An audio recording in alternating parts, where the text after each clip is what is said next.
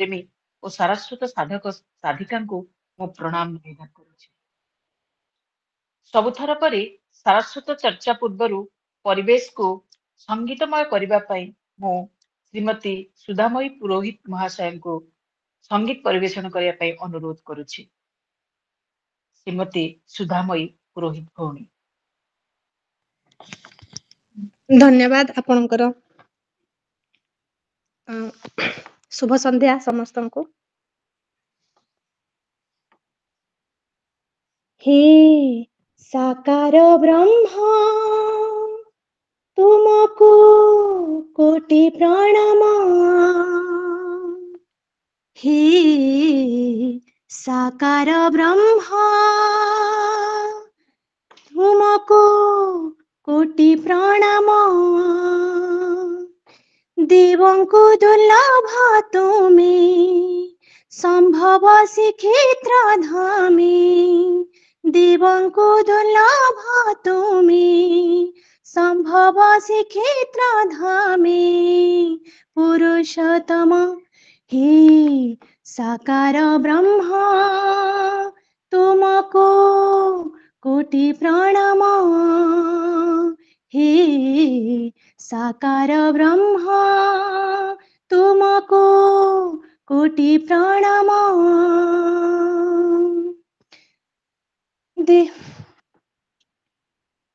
धन्यवाद। धन्यवाद भौणी। आज विवेकानंद बाणी पाठ करिवे, विवेक बाणी पाठ करिवे यज्ञेश प्रसाद भाई।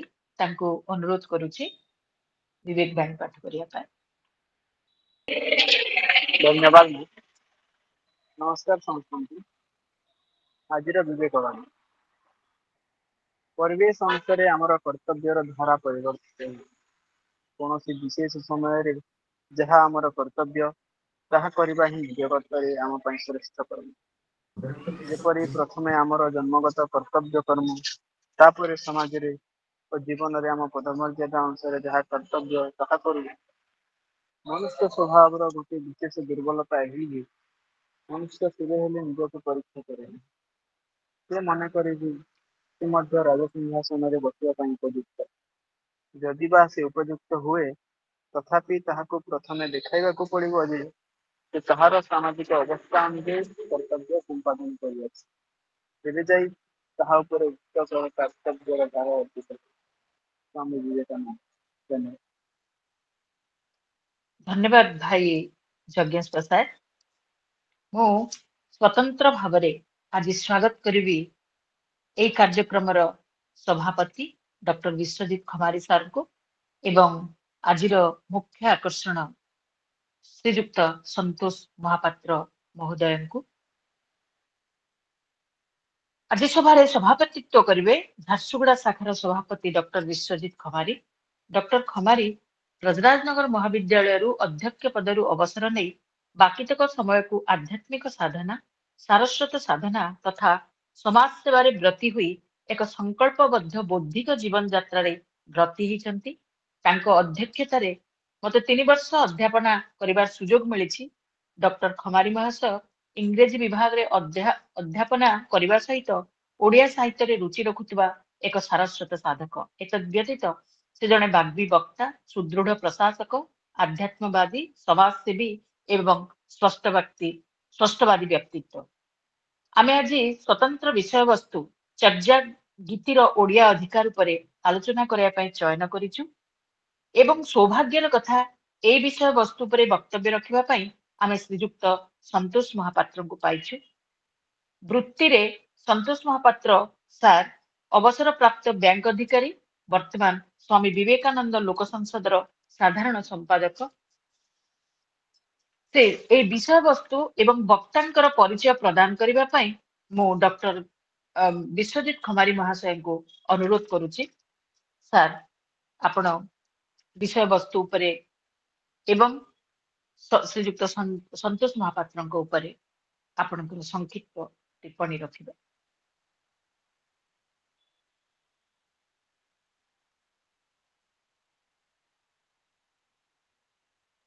Doctor Biswajit Khamari sir.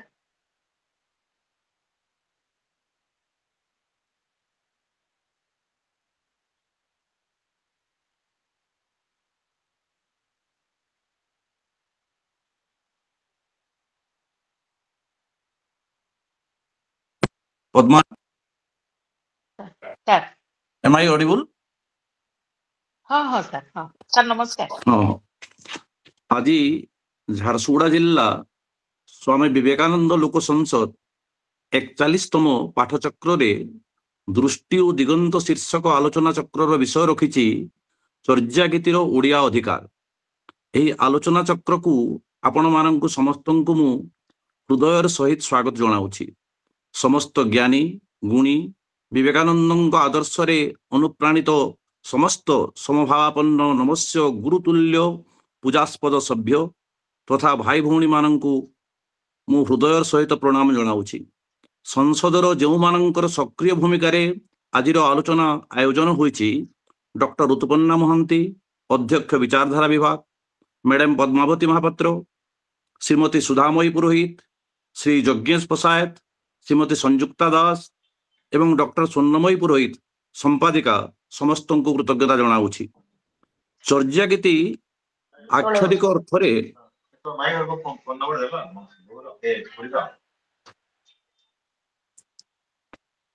Hello ଚର୍ଯ୍ୟାଗୀତି ଆକ୍ଷରିକ ଅର୍ଥରେ ତାନ୍ତ୍ରିକ ମ୍ୟୁଜିକକୁ ହିଁ ବୁଝାଏ। ଏହା ବୁଦ୍ଧିଷ୍ଟ ତାନ୍ତ୍ରିକ ଟ୍ରେଡିସନର କିଛି କାବ୍ୟିକ ପ୍ରତିଫଳନ, ଯାହାକି ନବମ ଶତାବ୍ଦୀରେ ଲେଖା ହୋଇଥିବା କିଛି ବଙ୍ଗଳା କବିତା। ଏହା 1907 ମସିହାରେ ଜଣେ ଗବେଷକ, ଜଣେ ସାଂସ୍କ୍ରିଟ ସ୍କୋଲାର ଏବଂ ହିଷ୍ଟୋରିଆନ ଶ୍ରୀଯୁକ୍ତ ହରପ୍ରସାଦ ଶାସ୍ତ୍ରୀ ନେପାଳର ଏକ ରାଜକୀୟ କୋର୍ଟରେ ରାଜ ଦରବାରର ଏକ ଲାଇବ୍ରେରୀରେ ଆବିଷ୍କାର କରିଥିଲେ 1907 ମସିହାରେ। ଏହାର ପାଣ୍ଡୁଲିପି ତାଳପତ୍ରରେ ଲେଖା ହୋଇଥିଲା। ଏହି କବିତା ସଂକଳନରେ 23 ଜଣ କବିଙ୍କ ଦ୍ୱାରା ଲିଖିତ ପ୍ରାୟ 47ଟି କବିତା ସ୍ଥାନିତ ହୋଇଥିଲା। ସେହି ସମୟରେ ବଙ୍ଗ, ବିହାର ଏବଂ ଓଡ଼ିଶା ଏକତ୍ରିତ ଥିବାରୁ ଏହି କବିମାନଙ୍କ ମଧ୍ୟରେ କେତେକ ଓଡ଼ିଆ କବି ଯଥା ଲୁଇପା, କନ୍ନପା, ସବରିପା ଇତ୍ୟାଦି ଥିବାର ଅନୁମାନ କରାଯାଏ। ଏହି କବିତା ଗୁଡ଼ିକ ରାଗ ଓ ତାଳରେ ଲେଖା ହୋଇଥିବାରୁ ଜଣାପଡ଼େ as if they are meant to be sung। ଏହି କବିତା ଗୁଡ଼ିକର ବିଷୟବସ୍ତୁ ସାମାଜିକ ଜୀବନର ଚାଲିଚଳନ, ପୋଷାକ ପରିଚ୍ଛଦ, ନାରୀ ପୁରୁଷର ଦୈନନ୍ଦିନ ଜୀବନର ବୃତ୍ତି, ରୋଜଗାର ଉପରେ ଆଧାରିତ। କବିତାର ପୃଷ୍ଠଭୂମି ଏହି ସରଳ କଥାବସ୍ତୁ ଉପରେ ଆଧାରିତ ହୋଇଥିଲେ ହେଁ ଦେ ଆର୍ ଅଲ୍ ମିଷ୍ଟିକ୍ ପଏମ୍ସ। ତେଣୁ ତାହାର ଅନ୍ତର୍ନିହିତ ବିଷୟ ଏବଂ ମେସେଜ ଅନୁଧ୍ୟାନ ସାପେକ୍ଷ।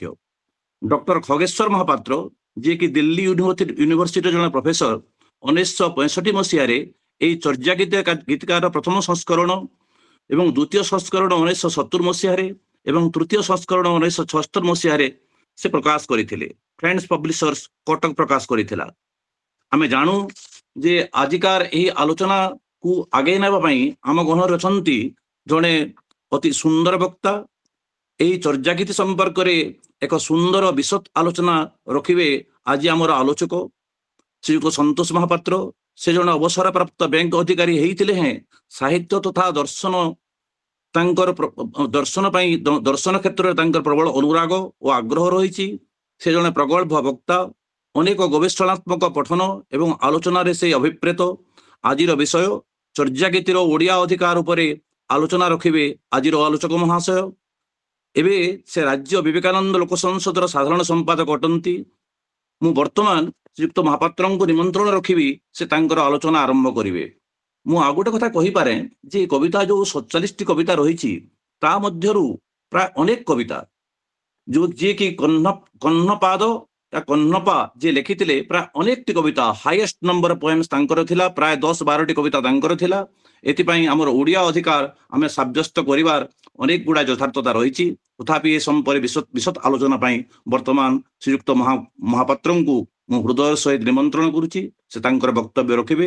ଭାଇମାନେ ଆମେ ସମସ୍ତେ ଶୁଣିବା ଏବଂ ତାଙ୍କର ବକ୍ତବ୍ୟ ସମୟରେ ମୁଁ ସମସ୍ତଙ୍କୁ ଅନୁରୋଧ ରଖିବି କେହି କାହାରି ମାଇକ୍ରୋଫୋନ ଖୋଲା ରଖିବେ ନାହିଁ। ଏତିକି କହି ମୁଁ ବର୍ତ୍ତମାନ ଶ୍ରୀଯୁକ୍ତ ମହାପାତ୍ରଙ୍କୁ ହୃଦୟର ସହିତ ନିମନ୍ତ୍ରଣ କରୁଛି। ସାର୍, ଆପଣ ଆପଣଙ୍କର ବକ୍ତବ୍ୟ ରଖନ୍ତୁ। मान्य सभापति महोदय, उपस्थित विचारधारार अध्यक्ष एवं आज जोग देइथिबा समस्त मोर विद्वान बंधुवर्ग, मु समस्त को नमस्कार जनाऊँ। आज एक स्वतंत्र विषय चर्जिया गीतर ओडिया उत्तराधिकार। ଯେ ଓଡ଼ିଆ ହିସାବରେ ଆମେ ଚର୍ଯା ଗୀତି ଉପରେ କେତେ ମାତ୍ରା ଦାବି ରଖିପାରୁ, ଇଏ ହେଉଛି ମୂଳ କଥା। ଯେମିତି ଅଧ୍ୟକ୍ଷ ମହୋଦୟ କହୁଥିଲେ ଯେ 1906 ମସିହାରେ ଏ ବହିକି ପୋଥିକି ପାଇଲା ପରେ ଶ୍ରୀଯୁକ୍ତ ହରପ୍ରସାଦ ଶାସ୍ତ୍ରୀ ପ୍ରାୟ 10 ବର୍ଷ ପରିଶ୍ରମ କରି 1916 ମସିହାରେ ବହିକି ଛପେଇଲେ। ଏବଂ ଯଦି 1916କୁ 2016 ଧରାଯିବ, 100 ବର୍ଷ ଭିତରେ ବଙ୍ଗଳାରେ ପ୍ରାୟ ଖୁବ୍ ଭଲ ଭାବରେ 20-25ଟି ବହି ତିଆରି ହେଇଛି, ଖୁବ୍ ଭଲ ବହି, ଗବେଷଣାତ୍ମକ ବହି। ସେଇ ଦୃଷ୍ଟିରୁ ଦେଖିଲେ ଓଡ଼ିଶାରେ ମାତ୍ର 3 ଖଣ୍ଡ ବହି ଅଛି। ଗୋଟେ ହେଉଛି ଆଚାର୍ଯ୍ୟ କରୁଣାକର କରଙ୍କର ଆଶ୍ଚର୍ଯ୍ୟ ଚର୍ଯ୍ୟାଚୟ, ଖଗେଶ୍ୱର ମହାପାତ୍ରଙ୍କର ଚର୍ଯା ଗୀତିକା ଏବଂ ସୁରେନ୍ଦ୍ର ମହାରଣାଙ୍କର ଚର୍ଯା ଗୀତି ପରିଚୟ। ଅନ୍ୟ ଯେତେ ଲୋକ ଲେଖିଛନ୍ତି ସମସ୍ତେ ପ୍ରାୟ ପିଲାମାନଙ୍କ ପାଇଁ କିମ୍ବା କିଛି ଗୋଟେ ନିର୍ଦ୍ଦିଷ୍ଟ ବିଷୟବସ୍ତୁକୁ ନେଇକରି କିଛି ନିର୍ଦ୍ଦିଷ୍ଟ ପାଠକଙ୍କ ଉଦ୍ଦେଶ୍ୟରେ ଏ ବହିକି ଲେଖିଛନ୍ତି। କିନ୍ତୁ ଓଡ଼ିଆର ଉତ୍ତରାଧିକାରୀ ଉପରେ ଆଚାର୍ଯ୍ୟ କରୁଣାକର ଯେଉଁ କାମ କରିଥିଲେ ତାପରେ ଆଉ ସେ କାମ ବିଲକୁଲ ହେଲା ନାହିଁ। ଆଜି ବୋଧହୁଏ 1960କୁ ଆଜି 2024 ଧରାଯିବ। ଏ ପ୍ରାୟ ପାଖାପାଖି 64-65 ବର୍ଷ ଭିତରେ ଆମେ ଥରେ ମଧ୍ୟ ବି ଚିନ୍ତା କଲୁ ନାହୁଁ ଯେ ଓଡ଼ିଆର ଗୋଟେ ଏଭଳି ଗୋଟେ ଦାବିକି ମଧ୍ୟ ଆମେ ଉପସ୍ଥାପିତ କରିପାରୁ। ଏବଂ ନିରପେକ୍ଷ ଭାବରେ କହିଲେ ଏହା ଓଡ଼ିଆ ଭାଷା ସହିତ ଯେତେ ମାତ୍ରାରେ ନିବିଡ଼ ସମ୍ପର୍କ ରକ୍ଷା କରେ, ତାହା କଦାପି ଅନ୍ୟ କୌଣସି ଭାଷା ସହିତ ରକ୍ଷା କରେ ନାହିଁ। ଓଡ଼ିଆ ଭାଷାରେ ତାର ଅର୍ଥ ଯେଭଳି ଅବିକଳ ଭାବରେ ହେଇପାରିବ, ତାହା ଅନ୍ୟ କୌଣସି ଭାଷାରେ ହେଇପାରିବ ନାହିଁ। ଏହା ଓଡ଼ିଆ ଭାଷାକୁ ଯେଭଳି ଅବିକଳ ଅନୁବାଦ ହେଇପାରିବ, ତାହା ମଧ୍ୟ ଅନ୍ୟ ଭାଷାକୁ ଅନୁବାଦ ହେଇପାରିବ ନାହିଁ। ଆମେ ପ୍ରାୟ ମୁଁ ବି ଯେତେବେଳେ PhD କରୁଥିଲି, ମୁଁ ମାଗିଲି ଏ ଟପିକଟା ମୋତେ ଦିଆଯାଉ। ମୋର ଗାଇଡ଼ ଫଟ୍ କରି କହିଲା ପାଇଁ ଏଟା କରନ୍ତୁ ନାହିଁ, ଏହା ଉପରେ ବଡ଼ ବିସମ୍ବାଦ ହେବ, ଯେଉଁମାନେ ଭାଇବାରେ ଆସିବେ ତାଙ୍କ ସହିତ ଆପଣଙ୍କର ତର୍କ ହେବ, ଏକୁ ବରଂ ଏଭଏଡ଼ କରିଯିବା ଭଲ। ମୁଁ ଭାବୁଛି ବୋଧହୁଏ ଏଇଭଳି ସମସ୍ତେ ତାକୁ ଏଡ଼େଇ ଯାଇଥିବେ ଏବଂ ଆଜି ଯେଉଁ ଅବସ୍ଥାରେ ଆମେ ପହଞ୍ଚିଛୁ, ଚର୍ଯା ଗୀତି ହୁଏତ ଆଉ କିଛି ବର୍ଷ ପରେ ଆମର ବୋଲି କହିବା ପାଇଁ ନ କହି ଆମେ ଏକୁ ଏକ ଅପଭ୍ରଂଶ ସାହିତ୍ୟ ବା ସେଇଭଳି ଅନ୍ଧାର ଯୁଗର ସାହିତ୍ୟ କହିକରି ନିଜର ଦାୟିତ୍ୱ ଏଡ଼େଇ ଯିବୁ। ଅଧ୍ୟକ୍ଷ ମଧ୍ୟ କହୁଥିଲେ ସେତେବେଳେ ଓଡ଼ିଆ ବଙ୍ଗଳା ଇତ୍ୟାଦିର କୌଣସି ଭାଗବଣ୍ଟା ନଥିଲା। ଏଇ କଥାକୁ ବା ଏ କଥା କହିବା ଲୋକ ସେଇ ବଙ୍ଗୀୟ ଗବେଷକମାନେ। ଯଦି ଖାରବେଳଙ୍କର ସାମ୍ରାଜ୍ୟ ଖ୍ରୀଷ୍ଟପୂର୍ବ ପ୍ରଥମ ଶତାବ୍ଦୀରେ ଥାଇପାରେ, ତାହେଲେ ଓଡ଼ିଆଟା ଅଲଗା ନଥିଲା କେମିତି? କେଉଁ ସମୟରେ ଥିଲା ଯେଉଁ ସମୟରେ ଓଡ଼ିଆ ବଙ୍ଗଳା ଭିତରେ କୌଣସି ସୀମାରେଖା ନଥିଲା? ଏମିତି ସମୟ କେତେବେଳେ ଅଛି? କିଛି ନାହିଁ। ଠିକ୍ ସେଇ କଥା ମଧ୍ୟ ବି ଯେତେବେଳେ ହରପ୍ରସାଦ ଶାସ୍ତ୍ରୀ ତାକୁ ଛପେଇଛନ୍ତି ତାଙ୍କ ବହି 1000 ବର୍ଷର ପୁରାଣ ବାଂଲା ଭାଷାଏ ବୌଦ୍ଧ ଗାନ ଓ ଦୋହା, ସେ ମଧ୍ୟ ଠିକ୍ ସେଇ କଥା ହିଁ ଲେଖିଛନ୍ତି। ତାଙ୍କ ଭାଷାରେ ମୁଁ କହିଲେ ହେବ ଯେ ଆମର ବିଶ୍ୱାସ, ଯଦିଓ ଅନେକର ଭାଷା একটু একটু ବ୍ୟାକରଣ ପ୍ରଭେଦ ଅଛି, ତଥାପି ସମସ୍ତେ ବାଙ୍ଗାଳୀ ବୋଲିଆ ବୋଧ ହୁଏ। ଯଦି ମୁଁ ତା ଠିକ୍ ଓଡ଼ିଆରେ କହେ, ଯେଉଁମାନେ ଓଡ଼ିଆ ଲେଖିଛନ୍ତି ଏମାନେ ସମସ୍ତେ ଓଡ଼ିଆରେ ଲେଖିଛନ୍ତି ଏବଂ ବ୍ୟାକରଣ ପ୍ରଭେଦ ସତ୍ତ୍ୱେ একটু একটু ବିଭେଦ আছে, କିନ୍ତୁ ସବୁଗୁଡ଼େ ଓଡ଼ିଆ ବୋଲି ହିଁ ମନେ ହୁଏ, ତାହେଲେ ଅବସ୍ଥା କ'ଣ ହେବ? ତେଣୁ ଏଭଳି କୌଣସି ପ୍ରକାର ସାହିତ୍ୟିକ ଯୁକ୍ତି କରାଯାଏ ନାହିଁ, ଏ ଐତିହାସିକ ଯୁକ୍ତି କରାଯାଏ ନାହିଁ। ଏ ପ୍ରତ୍ୟେକ ଯୁକ୍ତିର ଗୋଟେ ତର୍କସିଦ୍ଧ ଆଧାର ଥିବା ଦରକାର ଏବଂ ଏହା ଯେତେ ମାତ୍ରାରେ ଅସମିଆ କିମ୍ବା ଓଡ଼ିଆ ସାହିତ୍ୟ ସହିତ ମେଳ ରଖେ, ସେତେ ପ୍ରକାର ମେଳ ସେ ବଙ୍ଗଳା ସାହିତ୍ୟ ସହିତ ରଖେ ନାହିଁ। ତା ସତ୍ତ୍ୱେ ମଧ୍ୟ ବଙ୍ଗାଳୀ ଗବେଷକମାନେ 20-25ଟା ଅତି ଉତ୍ତମ ଗବେଷଣାତ୍ମକ ବହି ଲେଖିଛନ୍ତି। ନୀଳଲୋଚନ ସେନ ତ ପୁରା ପୋଥିର ଯେଉଁ ପୃଷ୍ଠା ଛପେଇଛନ୍ତି ତା ପୋଥି ସହ ଫେଷ୍ଟିଭାଲ ଏଡିସନ୍ କରିଛନ୍ତି। ଇଣ୍ଡିଆନ୍ ଇନଷ୍ଟିଚ୍ୟୁଟ୍ ଅଫ୍ ଲାଙ୍ଗୁଏଜ୍ ତରଫରୁ ସେ ତାକୁ ପ୍ରକାଶ କରିଛନ୍ତି। ସେ ଭାଷାର ରାଗ ଛନ୍ଦ ବ୍ୟାକରଣକୁ ଚେଷ୍ଟା କରିଛନ୍ତି, ଯଦିଓ ତାଙ୍କର ନୁହେଁ, ତେଣୁ ସେ ବାଟ ଭୁଲିକି ଇଆଡ଼େ ସିଆଡ଼େ ଯାଇଛନ୍ତି। ଯେଟା ଓଡ଼ିଆ ଜିନିଷକୁ ଯଦି ସେମାନେ ବଙ୍ଗଳା କହିବେ, ଯାହା ଅବସ୍ଥା ହେବା କଥା ହେଇଛି। କିନ୍ତୁ ଓଡ଼ିଶା ତରଫରୁ ଯେଉଁ ଦାବି ହେବା କଥା, ଓଡ଼ିଆ ସାହିତ୍ୟିକମାନଙ୍କ ତରଫରୁ ଯେଉଁ ଚର୍ଚ୍ଚା ହେବା କଥା, ସେ ଚର୍ଚ୍ଚା କିନ୍ତୁ ଆଦୌ ହେଇନାହିଁ କହିଲେ ଚଳେ। ଏବଂ କିଛି ଲୋକ ତାକୁ ଏଭଳି ଢଙ୍ଗରେ ପ୍ରକାଶ କରିଛନ୍ତି। ଉଦାହରଣ ସ୍ୱରୂପ ମୁଁ ଶଶିଭୂଷଣ ଦାସଗୁପ୍ତଙ୍କର କଥା କହିବି। ସେ ଅବସ୍କ୍ୟୁରାଣ୍ଟିଭ ଚର୍ଚ୍ଚ ଉପରେ, ରିଲିଜନ ଉପରେ ବହୁତ କଥା ଲେଖିଛନ୍ତି। ଯେଉଁ ବିଭିନ୍ନ ପ୍ରକାର ସାଧନା ର ପ୍ରଥା ଅଛି ଭାରତବର୍ଷରେ, ବିଭିନ୍ନ କାମ କରିଛନ୍ତି। ତା ସତ୍ତ୍ୱେ ସେ ଲେଖିଛନ୍ତି ଯେ ଚର୍ଯା ପଦକେ আমরা যখন বাংলা সাহিত্য বলে আলোচনা করিব, তখন ব্রিটিশ সরকার তাহার শাসন কার্যের পরিচালনার জন্য ইচ্ছামতো শিকল টানিয়া পূর্বে পশ্চিমে উত্তর দক্ষিণে বাংলাদেশের যে সীমারেখা স্থির করেছেন, তা সম্পূর্ণ ভুলিয়া যেতে হইবে। এবং আমি যে বাংলাদেশের কথা বলতে চাই, সেটা হচ্ছে ওড়িশার কিয়দংশ, বিহারের কিয়দংশ, কামরূপ বা আসামের কিয়দংশ লাগে বিরাট ভূভাগ। ଯେ ଏଇଟା କେତେବେଳେ ଥିଲା କୋଉ ସମୟରେ ଏଟା ଥିଲା ସେ କିନ୍ତୁ କେବେ କହିନାହାନ୍ତି ଯେ କୋଉ ସମୟରେ ଏଭଳି ଗୋଟେ ବିରାଟ ଭୂଭାଗ ବଙ୍ଗଳା ଅଧୀନରେ ଥିଲା ଲେଖିନାହାନ୍ତି। ଇଏ ଏକ ସ୍ୱପ୍ନ ବିଳାସ ବହୁ ଦିନ ଧରି ବୃହତ ବଙ୍ଗର ଅବଧାରଣା ଭିତରେ ଯୋଉଟା ନିହାରଞ୍ଜନ ରାୟ କିମ୍ବା ନଗେନ୍ଦ୍ରନାଥ ବସୁ ରଖିଛନ୍ତି ଯେ ତାଙ୍କର ଗୋଟେ ଧାରଣା ଥିଲା ଗୋଟେ ଶଶାଙ୍କ ବୋଲି କେହି ଜଣେ ଥିଲେ ସିଏ ଆସିକି ବଙ୍ଗଳା ମାନେ ଗଞ୍ଜାମ ପର୍ଯ୍ୟନ୍ତ ଦଖଲ କରି ଯାଇଥିଲେ ଏବଂ ସେ ଶଶାଙ୍କକୁ ଆଜି ପର୍ଯ୍ୟନ୍ତ ମନେ ରଖିଛନ୍ତି ଅଥଚ ତା ପରବର୍ତ୍ତୀ କାଳରେ କପିଳେନ୍ଦ୍ର ଦେବ ହୁଅନ୍ତୁ କି ସେ ନରସିଂହ ଦେବ ହୁଅନ୍ତୁ ତାଙ୍କୁ କିନ୍ତୁ ମନେ ରଖିନାହାନ୍ତି। ଏବଂ ଏଇ ଢଙ୍ଗରେ ଗୋଟେ ବିରାଟ ଅଞ୍ଚଳକୁ ସମସ୍ତେ ଏଇ ସ୍ୱପ୍ନ ବିଳାସ ଭିତରେ ବୃହତ୍ତମ ଗୌଡ଼ର ଭାଷା ବୋଲି ସେ କହିଛନ୍ତି। ଯଦି ବୃହତ୍ତମ ଭାଷା ଗୌଡ଼ର ଭାଷା ଇଏ ହବ ତାହେଲେ ବୃହତ୍ତର କଳିଙ୍ଗ କିମ୍ବା ବୃହତ୍ତର କଳିଙ୍ଗ କିମ୍ବା ବୃହତ୍ତର ଆସାମର ଭାଷା ହବ ନାହିଁ କାହିଁକି? ତେଣୁ ତାର କାରଣ ହେଉଛି ମଗଧ କଳିଙ୍ଗ ଓ କାମରୂପ ଇତିହାସ ଦୃଷ୍ଟିରୁ ବେଶ ସ୍ପଷ୍ଟ। ଏହା ରାଜବଂଶ ରାଜଧାନୀ ଭାଷା ସାହିତ୍ୟ ସମଗ୍ର ଅଞ୍ଚଳକୁ ପରିଭାଷିତ କରେ। 16ଶ ଶତାବ୍ଦୀ ପର୍ଯ୍ୟନ୍ତ ହୁଗୁଳି ନଦୀ ଓଡ଼ିଶାର ସୀମାରେଖା ଥିଲା। ବାଙ୍କୁଡ଼ା ବର୍ଦ୍ଧମାନ ମେଦିନପୁର ଇଂରେଜ ଅମଳରେ ଓଡ଼ିଶାରୁ କଟିଗଲା। ପାଳ ବଂଶ ଏବଂ ସେନ ବଂଶକୁ କୀର୍ତ୍ତି କଥା କୁହାଯାଏ ସେଥିରେ ମଧ୍ୟ ବି ସଂଶୟ ଅଛି। ତେଣୁ ବୃହତ ବଙ୍ଗ ବୃହତ ଗୌଡ଼କୁ ଯୋଉଭଳି ଭାବରେ କୁହାଯାଇପାରିବ ଠିକ୍ ସେଭଳି ବୃହତ କଳିଙ୍ଗ ବୃହତ ମଗଧ ବୃହତ ଆସାମର କଥା ମଧ୍ୟ ବି କୁହାଯାଇପାରିବ। ତେଣୁ ଚର୍ଯା ଗୀତର ଭାଷା ବା ଚର୍ଯା ଗୀତର ଲୋକମାନଙ୍କୁ ଧରିକରି ଆମେ ଆଲୋଚନା କରିବା ଉଚିତ। ଏଭଳି କୌଣସି ସ୍ୱପ୍ନ ବିଳାସରେ ଚର୍ଯା ଗୀତର ଆଲୋଚନା ହୋଇପାରିବ ନାହିଁ। ଏବଂ ସେଇ ଢାଞ୍ଚାରେ ଆମେ ଯଦି ଆଉ ଜଣେ ବିଶିଷ୍ଟ ଗବେଷକ କଥା ଦେଖିବା ସେ ହେଉଛନ୍ତି ସୁକୁମାର ସେନ।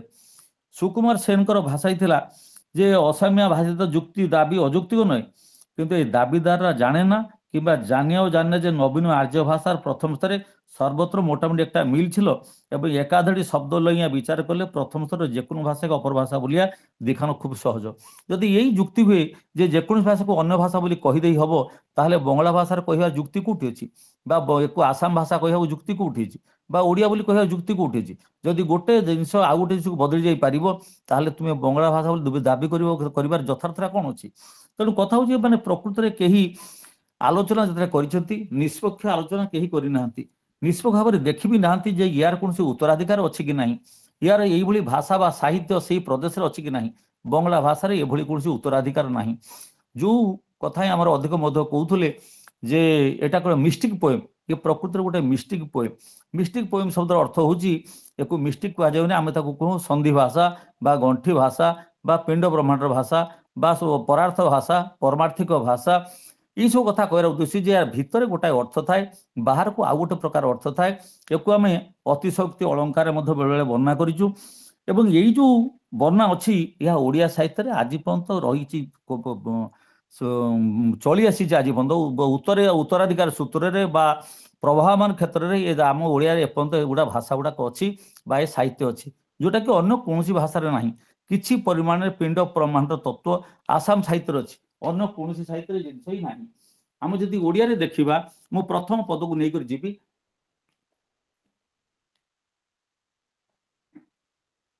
ପ୍ରଥମ ପଦ ହେଉଛି କା ତରୁବର ପଞ୍ଚବଡାଳ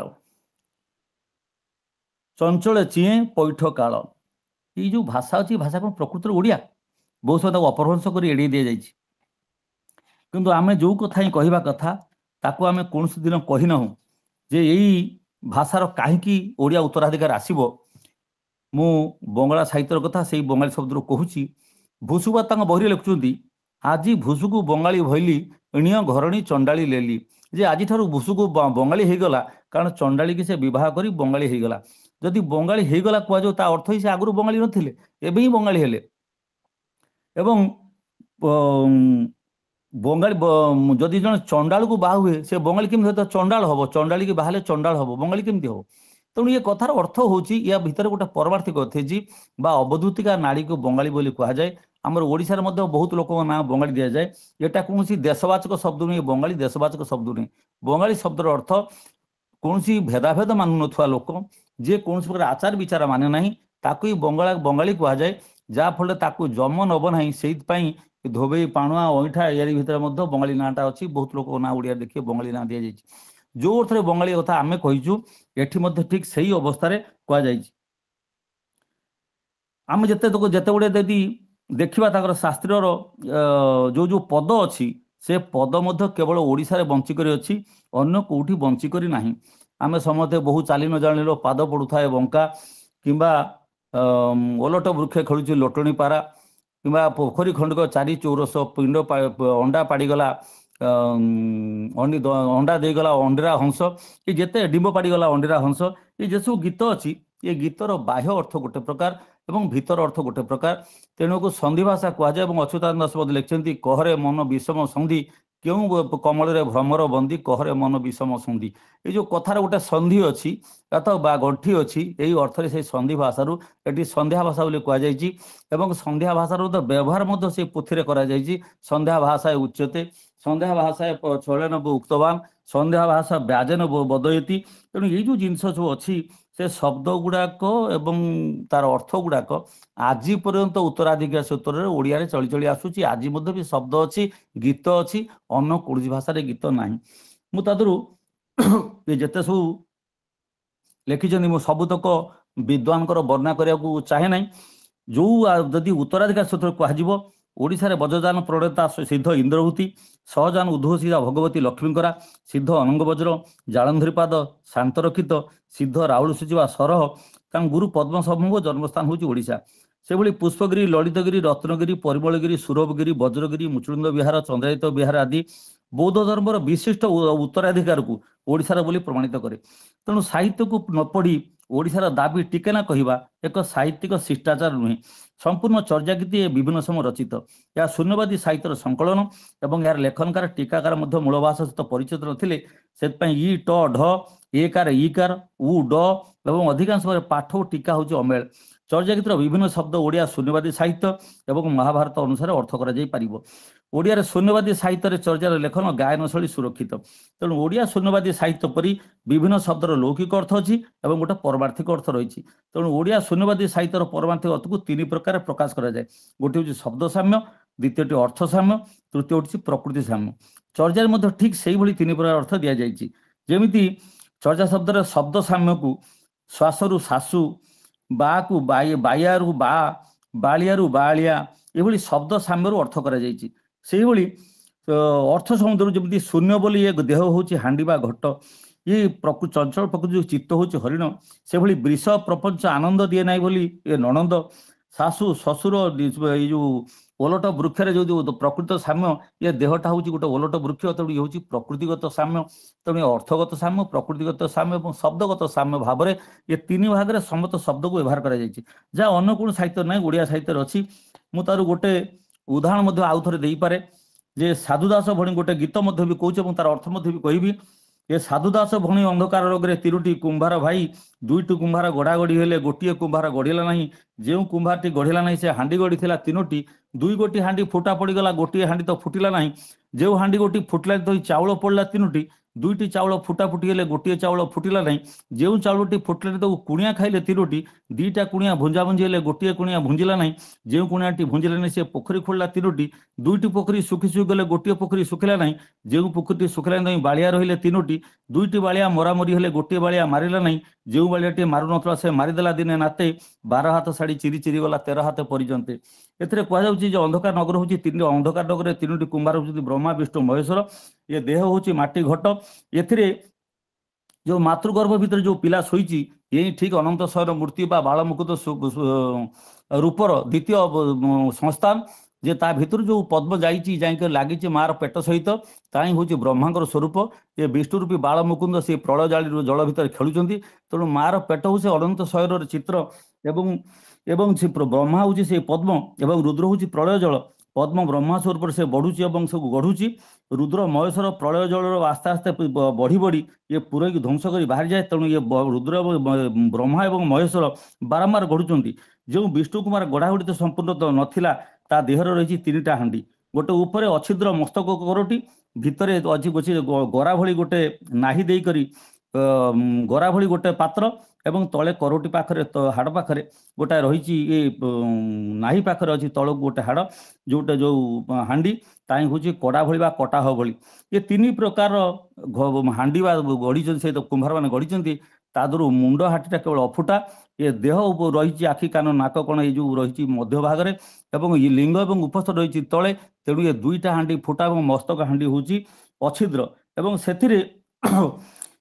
সেই সহস্রার ভিতরে চিন্তা রাইজ যে অফুটা হাଣ୍ଡି ভিতরে মନ ବିବେକ ଏବଂ ଆତ୍ମା ତିନିଟା କାର୍ଯ୍ୟରତ ତା ଭିତରୁ ଦୁଇଟା ମନ ବିବେକ ସବୁବେଳେ ଫୁଟୁଛନ୍ତି ଝଗଡ଼ା କରୁଛନ୍ତି ଆତ୍ମା କିନ୍ତୁ ସ୍ଥିର ସେ ଜୀବ ରୂପରେ ଘଟରେ ବସିଛି ସଦ୍ଗୁରୁ କହୁଛନ୍ତି ଯେ ଆତ୍ମା ରୂପୀ ଚାଉଳ ଫୁଟେ ନାହିଁ ତାହା ବରଂ ତାକୁ ତିନିଟି କୁଣିଆ ଖାଆନ୍ତି ସେ ହେଉଛି କାଳ କାୟା ଏବଂ କାମ କାଳ ପ୍ରତି ମୁହୂର୍ତ୍ତରେ ଆତ୍ମାକୁ ମୃତ୍ୟୁ ଟାଣୁଛି କାମନା ଅଧିପତ୍ୟ କରୁଛି କିନ୍ତୁ କାୟା ସାଧନରେ ସାହଚର୍ଯ୍ୟ ଦେଇକରି ଏ ଆତ୍ମାକୁ ଉଦ୍ଧାର କରିଥାଏ ବା ଆତ୍ମାକୁ ଅଧପତ୍ୟ କରିଥାଏ ତେଣୁ ଏ କାୟା ଆତ୍ମାକୁ ଧରିଛି କାୟା ଆତ୍ମାକୁ ଭୁଞ୍ଜୁ ନାହିଁ ଜନ୍ମରୁ ମୃତ୍ୟୁ ପର୍ଯ୍ୟନ୍ତ ସାହଚର୍ଯ୍ୟରେ ଅଛି ଏବଂ ସେଇ କାୟା ରୂପୀ କୁଡ଼ିଆରେ ତିନୋଟି ପୋଖରୀ ବାତ ପିତ୍ତ ଏବଂ କଫ ପିତ୍ତ ଓ କଫ ସୁଖାସୁଖି ହୁଅନ୍ତି ବାତ କିନ୍ତୁ ସମସ୍ତ ଦେହକୁ ଘେରି ରଖିଛି ଏ ବାତ ଯେଉଁ ସମୟରେ ଦେହ ଭିତରେ ଶୁଖିଯାଏ ସେ ସମୟରେ ରହେ ନାହିଁ ପୋଖରୀ ରହେ ନାହିଁ এই ବାତ ରୂପୀ ପୋଖରୀର ମଧ୍ୟ ତିନୋଟି ଇଅଁଳା ପିଅଁଳା ଏବଂ ସୁଷୁମ୍ନା ତିନିଟା ବାଳିଆ ପିଟାପିଟି ହେଉଛନ୍ତି ୟା ଭିତରୁ ଇଅଁଳା ପିଅଁଳାରେ ଶ୍ୱାସ ନିଶ୍ୱାସ ଯାଉଛି ଆସୁଛି ତେଣୁ ଦୁଇଟା ବାଳିଆ ପିଟାପିଟି ହେଉଛନ୍ତି ସୁଷୁମ୍ନା ବାଳିଆ ସ୍ଥିର ଥାଏ ୟା ଶେଷ ଦିନ ପ୍ରାଣ ରୂପରେ ଉଠିଯାଏ ପ୍ରତିଦିନ ନିଶ୍ୱାସ 12 ଆଙ୍ଗୁଳି ପର୍ଯ୍ୟନ୍ତ ଯାଏ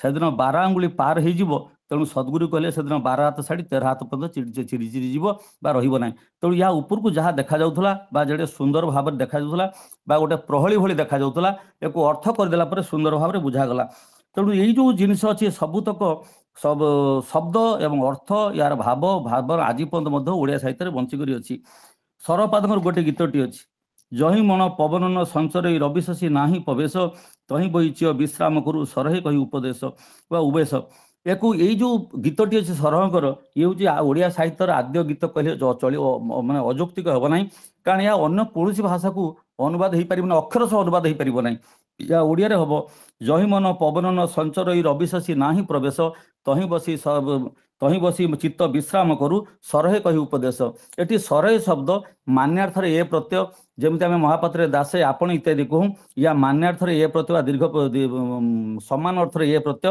ଏବଂ ବହୁବଚନ ଅର୍ଥ ମଧ୍ୟ ଏ ପ୍ରତ୍ୟୟ ହୁଏ ଏ ଜିନିଷ ଅନ୍ୟ ଭାଷାରେ ନାହିଁ ତେଣୁ ସେମାନେ ଅଦ୍ଭୁତ ପ୍ରକାର ଅର୍ଥ କରିଛନ୍ତି ଠିକ୍ ସେଭଳି ଓଡ଼ିଆରେ ଗୋଟେ ଅବ୍ୟର୍ଗ ବର ଉଚ୍ଚାରଣ ସାଧନ ଅହିକରେ ଯେତେବେଳେ ଆମେ ଲେଖୁ ଆନନ୍ଦ ପିବ ସାଧୁଗଣ ଏ ପିବ ଶବ୍ଦ ପ୍ରକୃତରେ ପିଅ ଭାବରେ ଉଚ୍ଚାରଣ ହୁଏ ତେଣୁ ଏଇ ଯେଉଁ ବର ଗଣ୍ଡଗୋଳ ଅଛି ଇଏ ହେଉଛି ଅବର୍ଗ୍ୟ ବ ପ୍ରଥମ ଗୀତ ଆରମ୍ଭ ହେଉଛି ଚର୍ଯ୍ୟା ଗୀତିର କାୟା ତରୁବର ପଞ୍ଚଇ ଡାଳ ପଞ୍ଚ ବିଡାଳ ଗୋଟେ ବିଡାଳ ଶବ୍ଦର କୌଣସି ଅର୍ଥ ଅଛି ସବୁ ତାକୁ ସଂସ୍କୃତରେ କଲାବେଳକୁ ଲେଖିଛନ୍ତି ପଞ୍ଚ ବିଡାଳ ବା ପଞ୍ଚ ଅପି ଶାଖ ଏଠି ଅପି ଶବ୍ଦର ଆବଶ୍ୟକତା କ'ଣ ଅଛି କିନ୍ତୁ ପ୍ରକୃତରେ ଇଏ ହେଉଛି ଅବର୍ଗ୍ୟ ବ ପୁରା ଗୀତ ହବ କାୟା ତରୁବର ପଞ୍ଚଇ ଡାଳ ଚଞ୍ଚଳ ଚିଏଁ ପୈଠ କାଳ ଚିତ୍ତେ ବୋଲି ତାକୁ ଟୀକାରେ କରି ଚଞ୍ଚଳ ଚିତ୍ତେ ମୁଁ ପ୍ରଥମରୁ କହି ରଖି ଯେ ଟୀକା ବା ଗୀତ ସେଇ ପ୍ରଦେଶର ନଥିଲା ତାକୁ ସାଧାରଣ ଲୋକ ବୁଝନ୍ତୁ ସେଇଥିପାଇଁ ସଂସ୍କୃତରେ ଟୀକା କରାଗଲା ଏବଂ ଇଏ ମୂଳଭୂତ ଭାବରେ ଅନ୍ୟ ପ୍ରଦେଶର ଜିନିଷ ଯେଉଁଥିପାଇଁ ଅବସ୍ଥା ଆସିକରି ପହଞ୍ଚିଛି ବା ଏ ଅବସ୍ଥାରେ ଚର୍ଯ୍ୟା ଗୀତି ପହଞ୍ଚିଛି ତାକୁ ଯିଏ ଯେମିତି ପାରିଛନ୍ତି ଅର୍ଥ କରିଛନ୍ତି ମୂଳ ଲୋକ ଯେଉଁମାନେ ଓଡ଼ିଆ ଲୋକ ତାକୁ ଅର୍ଥ କରିବା ସେମାନେ ଅର୍ଥ କଲେ ବି ନାହିଁ ତେଣୁ ପ୍ରକୃତ ଗୀତଟି ହେବ କାୟା ତରୁବର ପଞ୍ଚଇ ଡାଳ ଯଦି ଓଡ଼ିଆ ଚର୍ଯ୍ୟା ଗୀତି ବୁଝିବାକୁ ପଡ଼ିବ ସାରଳା ମହାଭାରତକୁ ସାଙ୍ଗରେ ଧରିବାକୁ ପଡ଼ିବ ସାରଳା ମହାଭାରତରେ ଏ ପଞ୍ଚ ଶବ୍ଦ ପଞ୍ଚଇ ଭାବରେ ବ୍ୟବହୃତ ହେଇଛି ଜୟତୁ ବିଶ୍ୱନାଥ ପଞ୍ଚଇ ବଦନେ ପ୍ରଭୁ ଭଣୁ ପଞ୍ଚୁ ବେଦ ମୋତେ ଯେତେବେଳେ ହୋ ପଞ୍ଚଇ ବଛର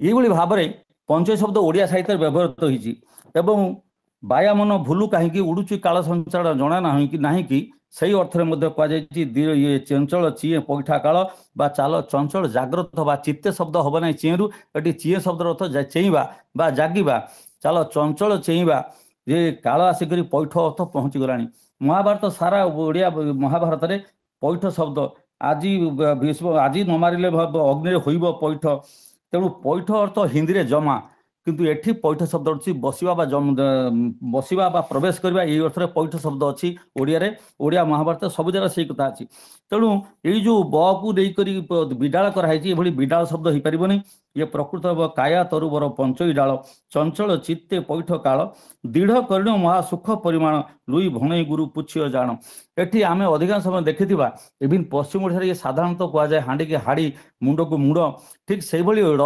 ଉଚ୍ଚାରଣଟା ଉଭୟ ରହିଯାଏ ଏବଂ ଯଦି ଶିଶୁବୋଧ ଅମରକୋଷ ଗୀତା ଦେଖାଯିବ ସେଠି ମଧ୍ୟ ଏ କରିଣ ଜାଗାରେ କରିୟ ପୁଚ୍ଛିଅ ଜାଗାରେ ପୁଚ୍ଛିଣ ଜାଗାରେ ପୁଚ୍ଛିଅ ଏଠି ମଧ୍ୟ ସେଇଭଳି ଅବସ୍ଥା ରହିଛି ସଂସ୍କୃତ ଲିୟ ପ୍ରତ୍ୟୟ ଆଉ ଉତ୍ୱାଜ ପ୍ରତ୍ୟୟକୁ ନେଲା ବେଳେ ଓଡ଼ିଆରେ ଇ ଆଉ ଇଣ ପ୍ରତ୍ୟୟ ହୁଏ ପିଣ ଯାଇଣ ଏଇ ଯେଉଁ ଅର୍ଥରେ ଏଠି ଲେଖା ହେଇଛି ଦୃଢ଼ କରିୟ ମହା ସୁଖ ପରିମାଣ ଲୁଇ ଭଣେଇ ଗୁରୁ ପୁଚ୍ଛିଅ ଜାଣ ଏଠି ଅର୍ଥ ହେବ ଦୃଢ଼ କରିଣ ମହା ସୁଖ ପରିମାଣ ଲୁଇ ଭଣେଇ ଗୁରୁ ପୁଚ୍ଛିଣ ଜାଣ ଯେଉଁଠି ଅଛି ସେଇଠି ଣ ହେବ ଏଠି ମଧ୍ୟ କୁହାଯାଇଛି ଜେନ ତୁଟଇ ଅବଣା ଗବଣା।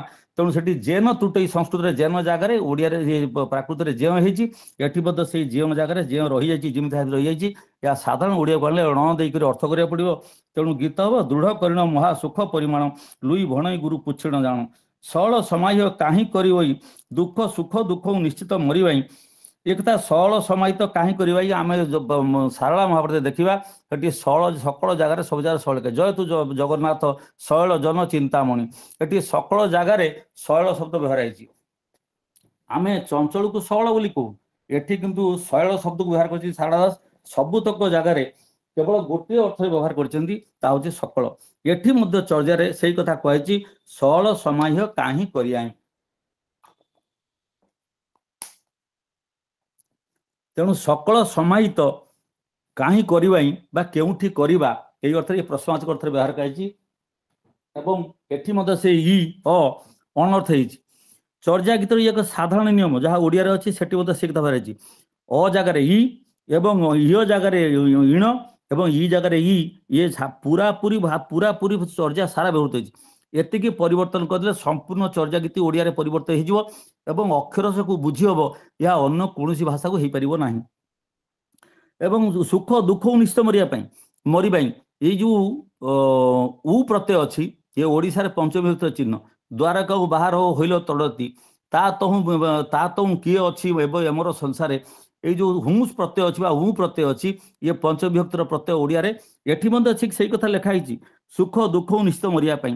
ତା ତ କେଉଁଠି ବା ସକଳ ସବୁ କିଛି ଆମେ ସମାହିତ କରିବା, ସୁଖ ଦୁଃଖରୁ ମରିବା କଥା ହିଁ କେବଳ ସାର ହବ। ତେଣୁ କଣ କରିବାକୁ ପଡ଼ିବ, ଏଡ଼ିଉ ଛାନ୍ଦକ ବାନ୍ଧ କରଣକ ପାଟରେ ଆସ। ୟାକୁ ମଧ୍ୟ ଅର୍ଥ କଲାବେଳେ ବଡ଼ ଅଦ୍ଭୁତ ଗୋଲକ ଧନ୍ଦାରେ ପଡ଼ିଛନ୍ତି ବିଦ୍ୱାନ ମାନେ। ଏଭଳି କୌଣସି ଶବ୍ଦ ତାଙ୍କର ନାହିଁ। ତେଣୁ ସେ କଣ କଲେ ଲେଖିଲେ କପାଟରେ ଆସ। ଲୋକ କପଟ ଛାଡ଼ିବା କଥା କୁହାଯାଇ ପାରିବ, ତ ମାନେ କପଟ ଛାଡ଼, କପଟର ଆଶା ଛାଡ଼, ଏଟା ଗୋଟେ କୋଉ ଭାଷାରେ ବ୍ୟବହାର ହେବ କପଟର ଆଶା ଛାଡ଼। ତାପରେ ଛାନ୍ଦକ ଶବ୍ଦର ଅର୍ଥ କଣ, ବାନ୍ଧ ଶବ୍ଦର ଅର୍ଥ କଣ? ଓଡ଼ିଆରେ ଛନ୍ଦବନ୍ଧ ଶବ୍ଦ ଅଛି ଗୋଳମାଳ ବୁଦ୍ଧି ବା ଛନ୍ଦ ଶବ୍ଦ। ନନ୍ଦ ରାଜାର ଟିକେ ପିଲାଟି କେଡ଼େ ଛନ୍ଦ ଜାଣିଲୁ ସହି। ଏ ଛନ୍ଦ ଶବ୍ଦର ଅର୍ଥ ହେଉଛି ଗୋଳମାଳ ବୁଦ୍ଧି ବା ଦୁଷ୍ଟ ବୁଦ୍ଧିକି ଛନ୍ଦ କୁହାଯାଏ। ସେ ମୋତେ ଛନ୍ଦ କରୁଛି। ଏ ଯୋଉ ଯେତେବେଳେ ମୁସଳି ପର୍ବ ଅଛି ଦେଖୁଛି ସେଇ ଯୋଉ ତଡ଼ପା ଚାଷୀ ଆଉ ସେ ବ୍ରାହ୍ମଣ ସୁରେଶ୍ୱର ଭିତରେ କଥା ଚାଲିଛି ସାରଳା ମହାଭାରତରେ। ସେ କହୁଛି ଇଏ ମୋତେ ଦେଖାଉଛି ଓ ରାଜନ ଦେଖାଉଅଛି ମୋତେ ଛନ୍ଦୁଆଳପଣ। ତେଣୁ ଛନ୍ଦୁଆଳ ଶବ୍ଦର ଅର୍ଥ ହେଉଛି ଗଣ୍ଡଗୋଳ ବୁଦ୍ଧି ବା ଗୋଳମାଳ ବୁଦ୍ଧିକି ଛନ୍ଦୁଆଳପଣ କୁହାଯାଏ। ଦୁଷ୍ଟ ବୁଦ୍ଧି ଅର୍ଥରେ ଗୋଳମାଳ ବୁଦ୍ଧି କୁହାଯାଏ ଛନ୍ଦ। ତେଣୁ ଛନ୍ଦ ବନ୍ଧ କରଣକ ପାଟରେ ଆସ ଏ ଶବ୍ଦ ହେଉଛି କରଣ କରି ପାଟରେ ଆସ। ପାଟରେ ଶବ୍ଦ ହେଉଛି ଶ୍ରେଷ୍ଠ ମାର୍ଗରେ ଆସ। ତେଣୁ ଛନ୍ଦ ଯୋଗ ମାର୍ଗ ଏଇସବୁ ଯୋଉ ଜିନିଷ ଅଛି ନିଶ୍ୱାସ ବନ୍ଦ କରି ଏସବୁ କରିବା, ଏସବୁ ବଦା ଛାଡ଼ି ଦିଅ। ସେଭଳି ଅବସ୍ଥାରେ କୌଣସି ପ୍ରକାର କାୟାର ମୁକ୍ତି ହବ ନାହିଁ। ବା କାୟାର ମୁକ୍ତି କୋଉ ଭଳି ହବ, ଶୂନ୍ୟ ପାଖ ଭିଡ଼ି ନିଅରେ ପାସ। ଶୂନ୍ୟ ଭଜନ କର, ଶୂନ୍ୟକୁ ଆକର୍ଷଣ କର, ଶୂନ୍ୟ ପାଖକୁ ଗ୍ରହଣ କର, ତାହେଲେ ତମର ମୁକ୍ତି ହବ। ଇଏ ଛନ୍ଦ ବନ୍ଧ କରଣରେ ଆସିବ ନାହିଁ। ବନ୍ଧ କରଣ ଯୋଗ ମୁଦ୍ରା ଇତ୍ୟାଦି ଦ୍ୱାରା କିଛି ହବ ନାହିଁ। ଏସବୁ ମାର୍ଗକୁ ଛାଡ଼ିକରି ଶୂନ୍ୟ ମାର୍ଗକୁ ଆସ। ଶୂନ୍ୟବାଦର କଥା ଚିନ୍ତନ ତାରି ଭିତରେ ଅଛି। ତେଣୁ ଚର୍ଯାର କାଳ ମଧ୍ୟ ଏଇଥିରୁ ବୁଝି ହବ ଯେ ଚର୍ଯାର କାଳରେ ଯେତେବେଳେ ଏଇ ଛନ୍ଦବନ୍ଧ କରଣ କଥା କହୁଛି ସିଏ ହେଉଛି ଯୋଗପନ୍ଥ ଆସିବାର ସମୟ। ବୌଦ୍ଧ ତନ୍ତ୍ର ବୁଡ଼ି ଯାଉଛି ଏବଂ ଯୋଗପନ୍ଥର ଉଦୟ ହେଉଛି। ଯୋଗୀ ଶବ୍ଦ ମଧ୍ୟ ଇଏ ଚର୍ଯା ଭିତରେ ବିଭିନ୍ନ ଜାଗାରେ ରହିଛି।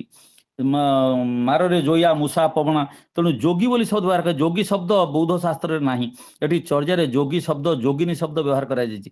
ତେଣୁ ଏ ଯୋଗୀ ଯୋଗିନୀ ଶବ୍ଦ ଯୋଉଠି ବ୍ୟବହାର କରାଯାଇଛି ଇଏ ହେଉଛି ଯୋଗପନ୍ଥର ଉଦୟ ସମୟ। ଆଜ ଇଏ ଗୋରଖନାଥଙ୍କର ମତ୍ସ୍ୟନାଥଙ୍କର ଉଦୟ ସମୟ। ଏଠି ମଧ୍ୟ ବି ସେଇ କଥା ହିଁ କୁହାଯାଇଛି।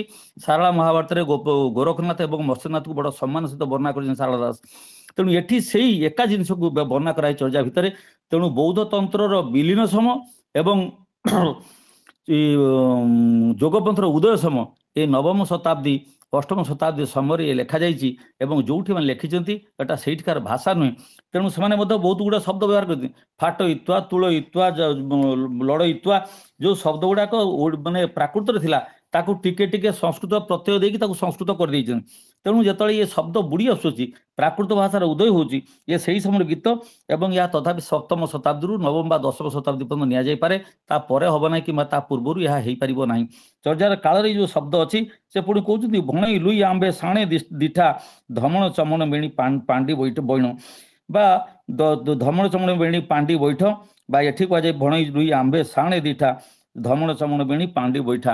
तो ये जो पांडी शब्द अच्छी एटा ओडिया रे अच्छी पांडिया बा गोल चक्का को पांडिया कहते से पांडिया पकी बसची चक्का पकी बसी से पांडिया पकी बसची पिंडी अर्थरे मध्य पांडी शब्द व्यवहार करा जाए तेणु मु चक्का नयन रे बसी दृढ़ भाव रे धमण चमण अर्थ धमण शब्द अर्थ ओडिया रे होची धर्म शब्द होची सूर्य को धर्म कहा जाए चंद्रमण शब्द रु चमण हेकरी चण हेकरी चमण हेची ये चंद्र बुझा जाए किंतु ए चर्या गीतर टीका रे धर्मण शब्द अर्थ होची चंद्र एवं चण शब्द अर्थ होची सूर्य यह कदापि भाषा दृष्टि संभवपर नुहे एवं भाषा दृष्टि धमण शब्द अर्थ हो सूर्य चण शब्द अर्थ हो चंद्र तेणु ये सूर्य चंद्र नाड़ी की त्याग कर ये चंद्र सूर्य नाड़ी को देखिले मझी रास्ता देकर चल ये दी जन को छाड़ी दियो ताहले तुम ही मुक्ति पाई परिबो तेणु शून्य पाक नहीं करी आस ये भिड़ी शब्द नहीं बंगलार भिड़ी शब्द नहीं तेणु से भित्ति शब्द करथिले एभली बहुत गुड़े शब्द जोटा देइछंती ते शब्दर कौन जगार नहीं जोटा तांको भाषा अच्छी से ना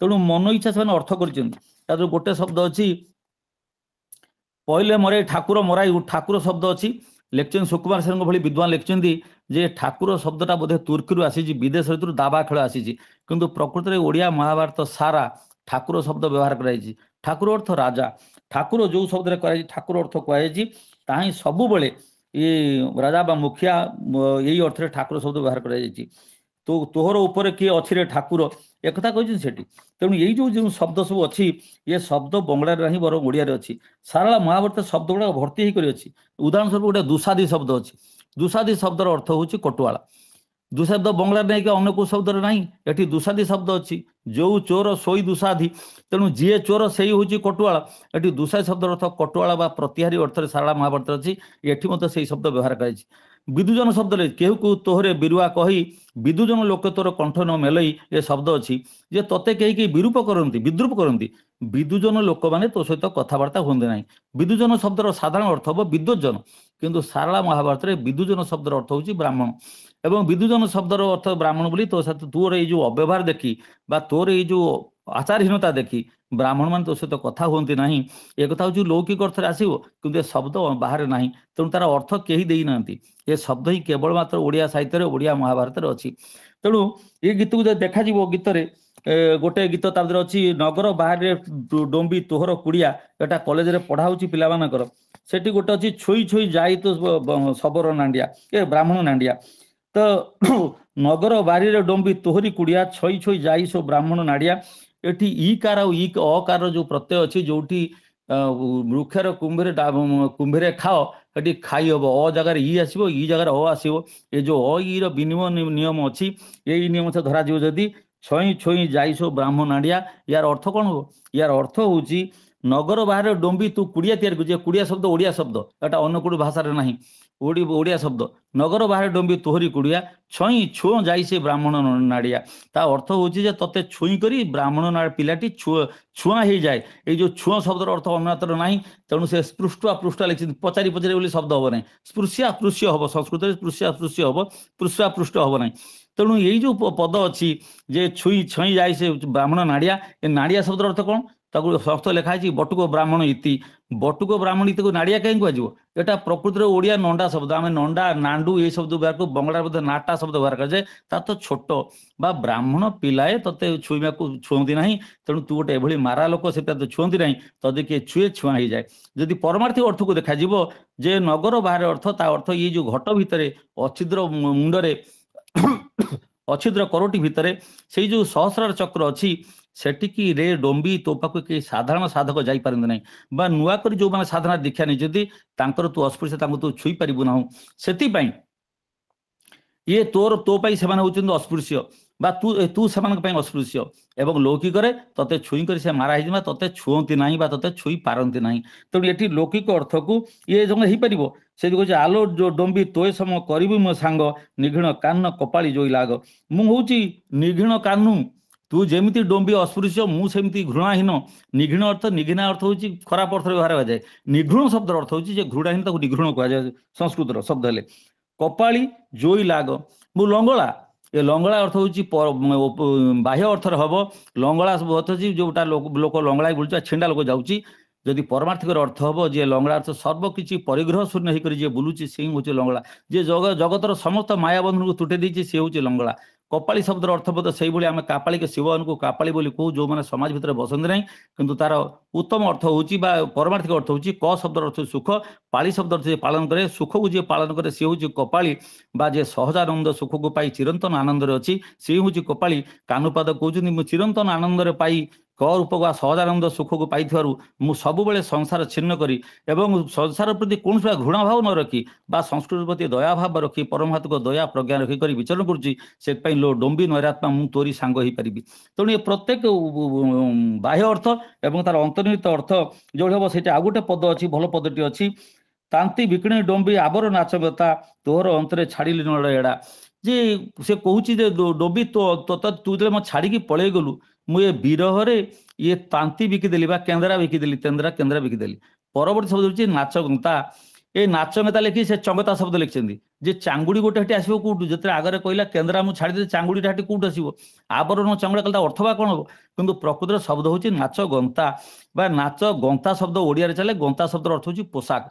से गंतईत शब्द आसी भागवत पढ़ता धोबा नहीं जाऊँगी से लुगा मढ़ियाली लुगा नहीं से कहूँ जे राजार गंताई तो पास नहीं देवी मुझे देवी तेणु मत छाड़ दियो मो लुगा नियो ना रामकृष्ण को से कही राजार गंताई तो मुई गंताई तो जे लुगा रखे तेणु ये गंताई तो शब्द नेले गंता शब्द व्यवहार कले अर्थ स्पष्ट आसो जे डोम्बी तो बिरु तोरी बिहुने मु केंद्रा बिकिदेची नाचर पोशाक बिकिदेची नटड़ा अर्थ नाट पेटी बोध बिकिदेची तेणु तो परिहार करिछि एवं नटपेड़ार अर्थ जो अर्थ आसो परमार्थिक अर्थ बा संसार परिग्रह शून्य अवस्था बिकुची सबकि मुझे बिकिदे ये अर्थ ठीक भाव आसो किंतु ये जो भाई आगुरी कराए से अर्थ से अर्थ आसब ना तेणु ये जो तू लो डोम्बी हाउ कंबाली तोर अंतर मुई घेलिली हाड़र माली बा तो बिना मु हाड़ माली बा भांगी जाइए सुखी जाई तो अंतर तेणु ये अर्थ ही केवल से अर्थ हो पार अर्थ अन्य कौन अर्थ आसीपार ना एवं से आईसी जाइसी जो शब्द अच्छी सारला महाभारत पंचम व्यक्ति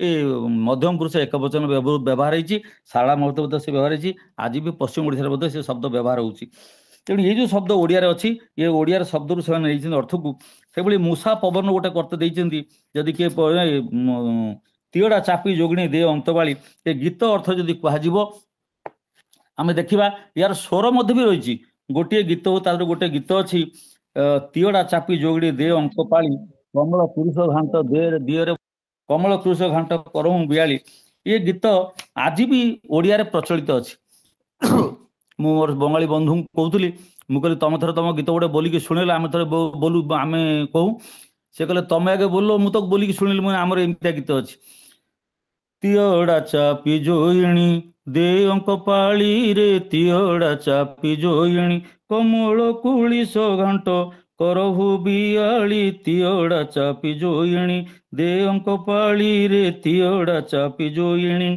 आमर कोटोड़ जगह 10 अक्षर अच्छी राग लिखाई राग ओलबा राग कर्णाट लिखाई किंतु पोपर गीत 14 तले 15 तापर 11 तातले 12 शाशु घरे गाड़ी कंचा ताल एटा हूँ 10 अक्षरिया ताले पद पढ़ुता कि गोटे पद पकईदेल कौ रागर गोटे ऊपर गोटे अक्षर थी तले गोटे अक्षर थी पद पढ़ी से रागर जीव केमी प्रकृत ये हूँ ओडिया स्टाइल बा ओडिया शैली एटा शाशु घरे गाड़ी कंचा ताल शश घरे गाड़ी कंचा ताल चांद सुज बेनी पखा हार हो तीयड़ा चापी जोइणी जोटी अधिका कर स्वर लघु करदे जोटी अल्प कर दीर्घ करदे कि डबल द्वितीय करदे ताले से बोला जापर अन्य जगह कौटी बड़ी गीत ना प्रथम पद को तुम जो भाव बोलच बोल कि द्वितीय पद बेलू ता मूल पद को फेरी आसो याकू ओडिशा जो शून्यवादी गीतर शैली एटा जाए जेको गीत आप देखिए से गीतर ये शैली थाए एमती कि जो पट्टमंजी रागर गीत गोटे रामहरि दास बोलते जी शुणुथ देखी पार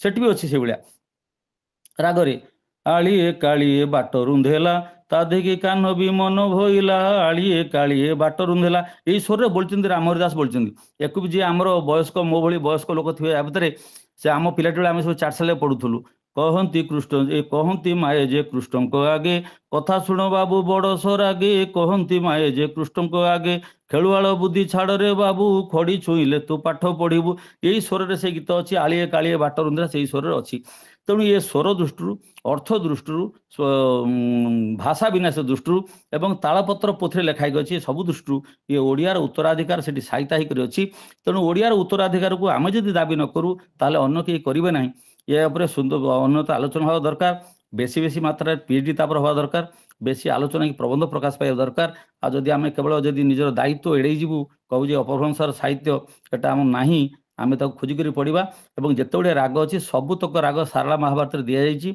एवं आमर जो संगीत सब विषयक ग्रंथ अछि संगीत नारायण संगीत चंद्रिका संगीत मुक्तावली संगीतार्णव चंद्रिका ये समस्त बही गुड़िक ये राग गुड़िकर उदाहरण दि जाइछि मु राग उदाहरण देले बहुत गुड़े समय जीव बर्तमान समय सरी आसुछि मु देखुछि एवं एई भली भाबरे चर्या गीतर स्वररे रागरे छंदरे व्याकरणरे ओडियार उत्तराधिकार साहित्य करी अछि ताको आमे दाबी करिया दरकार आलोचना करिया दरकार परस्पर को जणाइया दरकार विशेष करी ओडियार अध्यापक एवं ऑनर्स स्टूडेंट माने एवं स्नातकोत्तर छात्र छात्री माने या विषय बेसी सचेतन होगा दरकार ताहले सब भाषा बा ताई जो ताहले ये जो चर्या गीतर विशेष आलोचना हो पारिबो शेष मु चर्यार अर्थ बहुत लोग बहुत प्रकार कहि किंतु चर्यार अर्थ मध्य भी ओडियार अभिधान लिखिथिबा ओडिया अभिधान जो लिखिचंती सेमान ताकू देइचंती ओडिया अभिधान रे लिखिचंती ताकू सेठी ध्वनि मंजरी गीता रे से चर्या शब्दर अर्थ चर्या शब्दर अर्थ देइचंती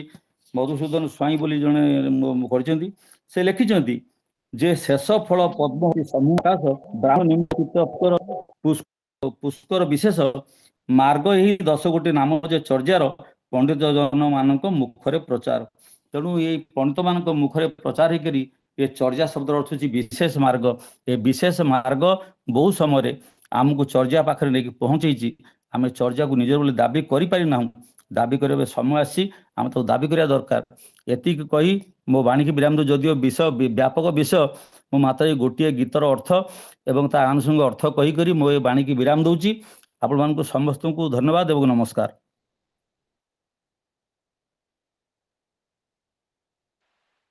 धन्यवाद सर बहुत सुंदर चमत्कार उपस्थापना वर्तमान आम पाखे समय अच्छी जदि आपण मानक भितर कहीं प्रश्न पचारिबा पाई चाहंती ताले प्रश्न पचारि पारंती प्रश्न उत्तर कार्यक्रम परे पुणी आमे समाप्त टिप्पणी आड़कू जिबा।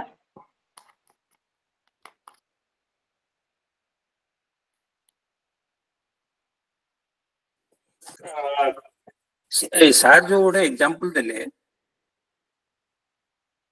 आम जो कुंभार कला तीन माठिया रे चावल खणी एटा एटा कोन चर्या गीतर गोटे पार्ट ना जस्ट गोटे ये देरे से नहीं एटा ओडिया रो एटा ओडिया रे एमले गीतटी अछि एई भला सह सह गीत अछि मु से गीतरु गोटाय मात्र गीतर उदाहरण देई कहली एटा चर्या गीतर गीत नु एटा हां से मोबाइल चर्या गीत देखे काहे ना ए गीतटी हमें पिला बेलु सुनी आउसु संबलपुरी भाषा रे हां नहीं कुमार गढ़ ओडिसा रे गीतर अछि ए गीतर तीनटा हांडी तीन हांडी रो कोन दुई हांडी फटाफटी गुटे हांडी पेंदी नै जेन हांडी पेंदी नै एने पडला तीनटा एंता एउडा हमें सुनी एस्तु आगरु हां से छी एका दिन से विभिन्न भाव रे जाईची विभिन्न आडू जाईची ओ ए जो शून्यवाद रे गीत और पछार थिला आपण जो सत्यनारायण पूजा हुए आगे सेठी गोटे गीत बोला हुए बंगाली गीत किंतु तार भी से सिमिलरिटी रही ओडिया संगे तारटा सुनला को से ओडिया लागे प्राय नहीं आपण एउडा भी सेमती से लैंग्वेज रे उडा हुए कि एई आपण जो चर्या गीत जो लैंग्वेज रही एटा बहुत लैंग्वेज उडा सेमती परिया लागे नहीं नहीं ये चर्या गीत लैंग्वेज बिल्कुल बंगला सागर किछि मात्र सामंजस्य नहीं सत्यनारायण पालरे जोडा अछि सेडा होची बंगला गीत पूरा पूरी बंगला गीत सत्यनारायण पालरे जोडा अछि हां हां हां ताको से कवि कोन जे लेखिन से बंगाली लोक लेखचंती किंतु ओडिया परिया लागे ठीक है ओडिया लागे पूरा बंगला गीतटा पूरा बंगला गीत एतरे किछि ओडिया नाही ता टोटली बंगला गीत सिटा औ सर भलो भलो कहले गवेषणात्मक भाषण सर मोर गोटे प्रश्न थिला सर प्रणाम सर संतोष आगे महापात्र आगे कोन सर आपण जो कहले ये चर्या गीतिकारे शून्यवाद रो स्वर अछि बोली गिरी तो ये शून्यवाद पर हमर संत कवि भीम भोईंकर भी तांकर किछि थिला तो ये भीम भोईंकर मध्य तांकर किछि चर्या गीतिकारे तांकर किछि लिंकेज अछि कि सर नहीं ये चर्या गीतटा होची जो शून्यवाद जो थिला से शून्य होची तांको विषय चारि प्रकार शून्य से शून्यटा अति शून्य सहज शून्य आ गोटे होची शून्य अति शून्य सहज शून्य आ गोटे शून्य पर मन पड़ु ये चारि प्रकार शून्य अछि बहि देले कहि दिन चारटा शून्य अछि शेष जो सहजानंद शून्य ସେଇଟା ହଉଛି ତାଙ୍କର ମାନେ ତାଙ୍କର ଲକ୍ଷ୍ୟ ହଉଛି ସହଜାନନ୍ଦ ଶୂନ୍ୟ। ତାକୁ ଖାଲି ସହଜାନନ୍ଦ କହିଛନ୍ତି ବୌଦ୍ଧ ମାନେ, ଇଏ କହିଛନ୍ତି ସହଜାନନ୍ଦ ଶୂନ୍ୟ। ଏବଂ ସେଇ ଶୂନ୍ୟର ଯୋଉ ଜଗନ୍ନାଥଙ୍କୁ ଶୂନ୍ୟ ରୂପରେ ବର୍ଣ୍ଣନା କରାଯାଇଛି, ଇଏ ଭୀମଭୂମିଙ୍କ ଠାରୁ ଆରମ୍ଭ କରି ପଞ୍ଚସଖା ଗୋଷ୍ଠୀ ସମସ୍ତେ ସେଇ ଶୂନ୍ୟର ବ୍ୟବହାର କରିଛନ୍ତି ଯେ ଜଗତ ହଉଛି ଶୂନ୍ୟ। ସେ ଶୂନ୍ୟବାଦର ମୂଳ ତତ୍ତ୍ୱ କିନ୍ତୁ ସେଇ ବୌଦ୍ଧ ମାନଠାରୁ ଆସିଛି, ଯୋଉଟା କି ପରବର୍ତ୍ତୀ କାଳରେ ଏମାନେ ତାକୁ ହିନ୍ଦୁଆଇଜ କରିକି ସେ ଶୂନ୍ୟକୁ ବ୍ୟବହାର କରିଛନ୍ତି। ଆଜ୍ଞା।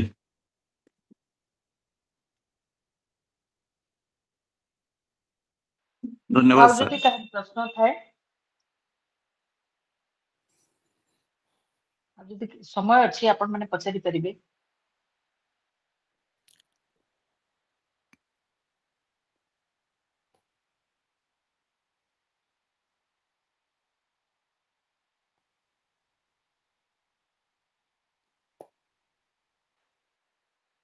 ବୋଧେ ଆଉ କେହି ପ୍ରଶ୍ନ ଆମେ ପଚାରିବେ ନାହିଁ।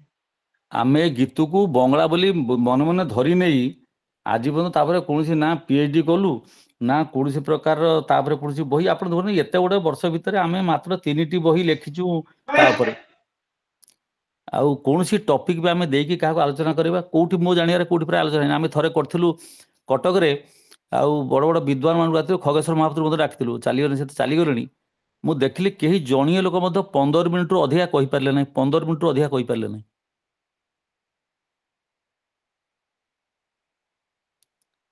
ତେଣୁ ଇଏ ଗୋଟେ ମାନେ ଯେମିତି କୁହାଯାଏ ତାକୁ ଏଡ଼େଇ ଦିଆଯାଇଛି। ଖଗେଶ୍ୱର ମହାପାତ୍ର କହିଲା ପରେ ଅପଭ୍ରଂଶ ବୋଲି ତାପରେ ଆଉ ପ୍ରାୟ କେହି ତାପରେ ଆଉ ହାତ ମାରି ନାହାନ୍ତି। ଆଉ ଖାଲି ସୁରେନ୍ଦ୍ର ମହାରଣାଙ୍କୁ ଛାଡ଼ିଦେଲେ ଅନ୍ୟ କାହାରି ନାହିଁ, ପ୍ରାୟ ଆଉ କୌଣସି ବହି ଦେଇନାହାନ୍ତି। ସାର୍ ଏଇ ଚର୍ଯା ଗୀତିକା ତାର ଟେକ୍ସଟଟା ଯୋଉଟା ଏରା କୋଉ ପବ୍ଲିକେସନରୁ ମିଳୁଛି କି ସାର୍? ଏଇଟା ଏବେ ମିଳିବ। ମୁଁ ଏ ବହିଟା ଲେଖିଛି, ଏବେ ମିଳିଯିବ ଆପଣଙ୍କୁ ଏଇ ମାର୍ଚ୍ଚ ମାସ ବେଳକୁ ମିଳିଯିବ। ମାର୍ଚ୍ଚ ଶେଷ ବେଳକୁ ତା ମିଳିବ? ମୂଳ ପୋଥି ସହ ମୁଁ ଗୋଟେ କରିଛି, ତାକୁ ଗୋଟେ ବିରାଟ ବହିଟା କରିଛି। ହଁ ଆଉ ସାର୍। ମାର୍ଚ୍ଚ ବେଳକୁ ବାହାରିଯିବ, ସେ ପୋଥି ସହ ତାର ଏଇଟା ବାହାରିଯିବ। ଟେକ୍ସଟଟା ବି ରହିବ ସେଥିରେ? ହଁ, ଟେକ୍ସଟ ରହିବ, ମିନିଂ ରହିବ, ସବୁ କିଛି ରହିବ। ହଁ ସାର୍, ଭଲ ନବକଳି ହବ ସାର୍। ଯାବତ ସହିତ ଓଡ଼ିଆ ମହାଭାରତର ତାର ରିଲେସନ କଣ ଅଛି, ଓଡ଼ିଆ ଉତ୍ତରାଧିକାର କଣ ଅଛି, ପ୍ରତ୍ୟେକ ଗୀତର ସାରଳା ମହାଭାରତ ସହ ଅର୍ଥ ଦେଇକି ତା ଅର୍ଥଟା ମଧ୍ୟ ଆମେ ଦେଇଛୁ ତାକୁ। ଏଇଟା ଆପଣ ଯେତେବେଳେ ବାହାରିବ ସାର୍, ଆପଣ ଆମର ଯୋଉ ଗ୍ରୁପରେ ଛାଡ଼ିଦେବେ, ମୋର ବହିଟା ବାହାରିଲା, ବହିର ନାଁ ଏଇଟା ଆଭେଲେବୁଲ ହଁ ଏଇଠି ହଁ ଅଛି ହଁ ବୋଲି ହଁ ଟିକେ ହଁ ହଁ କାଇଣ୍ଡଲି ଛାଡ଼ିଦେବେ ସାର୍, ଭଲ ହବ। ଆଜ୍ଞା ଆଜ୍ଞା। ତେବେ ଆମେ ସମାପ୍ତ ଟିପ୍ପଣୀ ଆଡ଼କୁ ଯିବା। ଧନ୍ୟବାଦ ସନ୍ତୋଷ ମହାପାତ୍ର ସାର୍। ସ୍ୱତନ୍ତ୍ର ବିଷୟବସ୍ତୁକୁ ଏତେ ଚମତ୍କାର ଭାବେ ଉପସ୍ଥାପନ କରି ଆପଣ ଓଡ଼ିଆ ଭାଷାର ମହାନତା ତଥା ପରିସରକୁ ବ୍ୟାପକ କରିଛନ୍ତି। ସେ ଚର୍ଯା ଗୀତି ହେଉ କିମ୍ବା ଓଡ଼ିଆ ଭାଷାର ଇତିହାସ, ଭାରତର ସଂସ୍କୃତି ପରମ୍ପରା ହେଉ କିମ୍ବା ହିନ୍ଦୁ ସନାତନ ଧର୍ମ ହେଉ, ଆପଣ ସବୁବେଳେ ନିର୍ଭୀକ ଭାବରେ ସ୍ପଷ୍ଟବାଦୀ ହୋଇ ସଠିକ ବିଷୟକୁ ଉପସ୍ଥାପନ କରନ୍ତି। ଆପଣ ଏକାଧାରାରେ ଭାଷା ପ୍ରେମୀ, ଦେଶ ପ୍ରେମୀ ଏବଂ ଧର୍ମ ଓ ସଂସ୍କୃତି ପ୍ରେମୀ ସବୁବେଳେ ତଥ୍ୟଭିତ୍ତିକ ବିଷୟ ଉପସ୍ଥାପନ କରି ଆପଣଙ୍କର ବକ୍ତବ୍ୟକୁ ଅଭିନବ ରୂପ ଦିଅନ୍ତି। ମୁଁ ବର୍ତ୍ତମାନ ସଭାପତିଙ୍କୁ ଅନୁରୋଧ କରିବି ବକ୍ତାଙ୍କ ବକ୍ତବ୍ୟ ଉପରେ ସମାପ୍ତ କରିଦେବେ। ମ୍ୟାଡାମ ମୁଁ ରମା ମଞ୍ଜରୀ ସାହୁ ଅନୁଗୁଳରୁ କହୁଛି। ମୋର ଗୋଟିଏ ପ୍ରଶ୍ନ, ସନ୍ତୋଷ ବାବୁଙ୍କୁ ନୁହଁ, ଅନ୍ୟ ସମସ୍ତଙ୍କୁ, ତାଙ୍କୁ କେବଳ ନୁହଁ, ଚର୍ଯା ଗୀତି ର ଯୋଉ ଲେଖା ହେଲା ତାର ଲିପି କଣ ପ୍ରକୃତରେ? ଲିପିଟା କଣ? ଓଡ଼ିଆ ଲିପି କିମ୍ବା କୋଉ ଲିପିଟା ଥିଲା?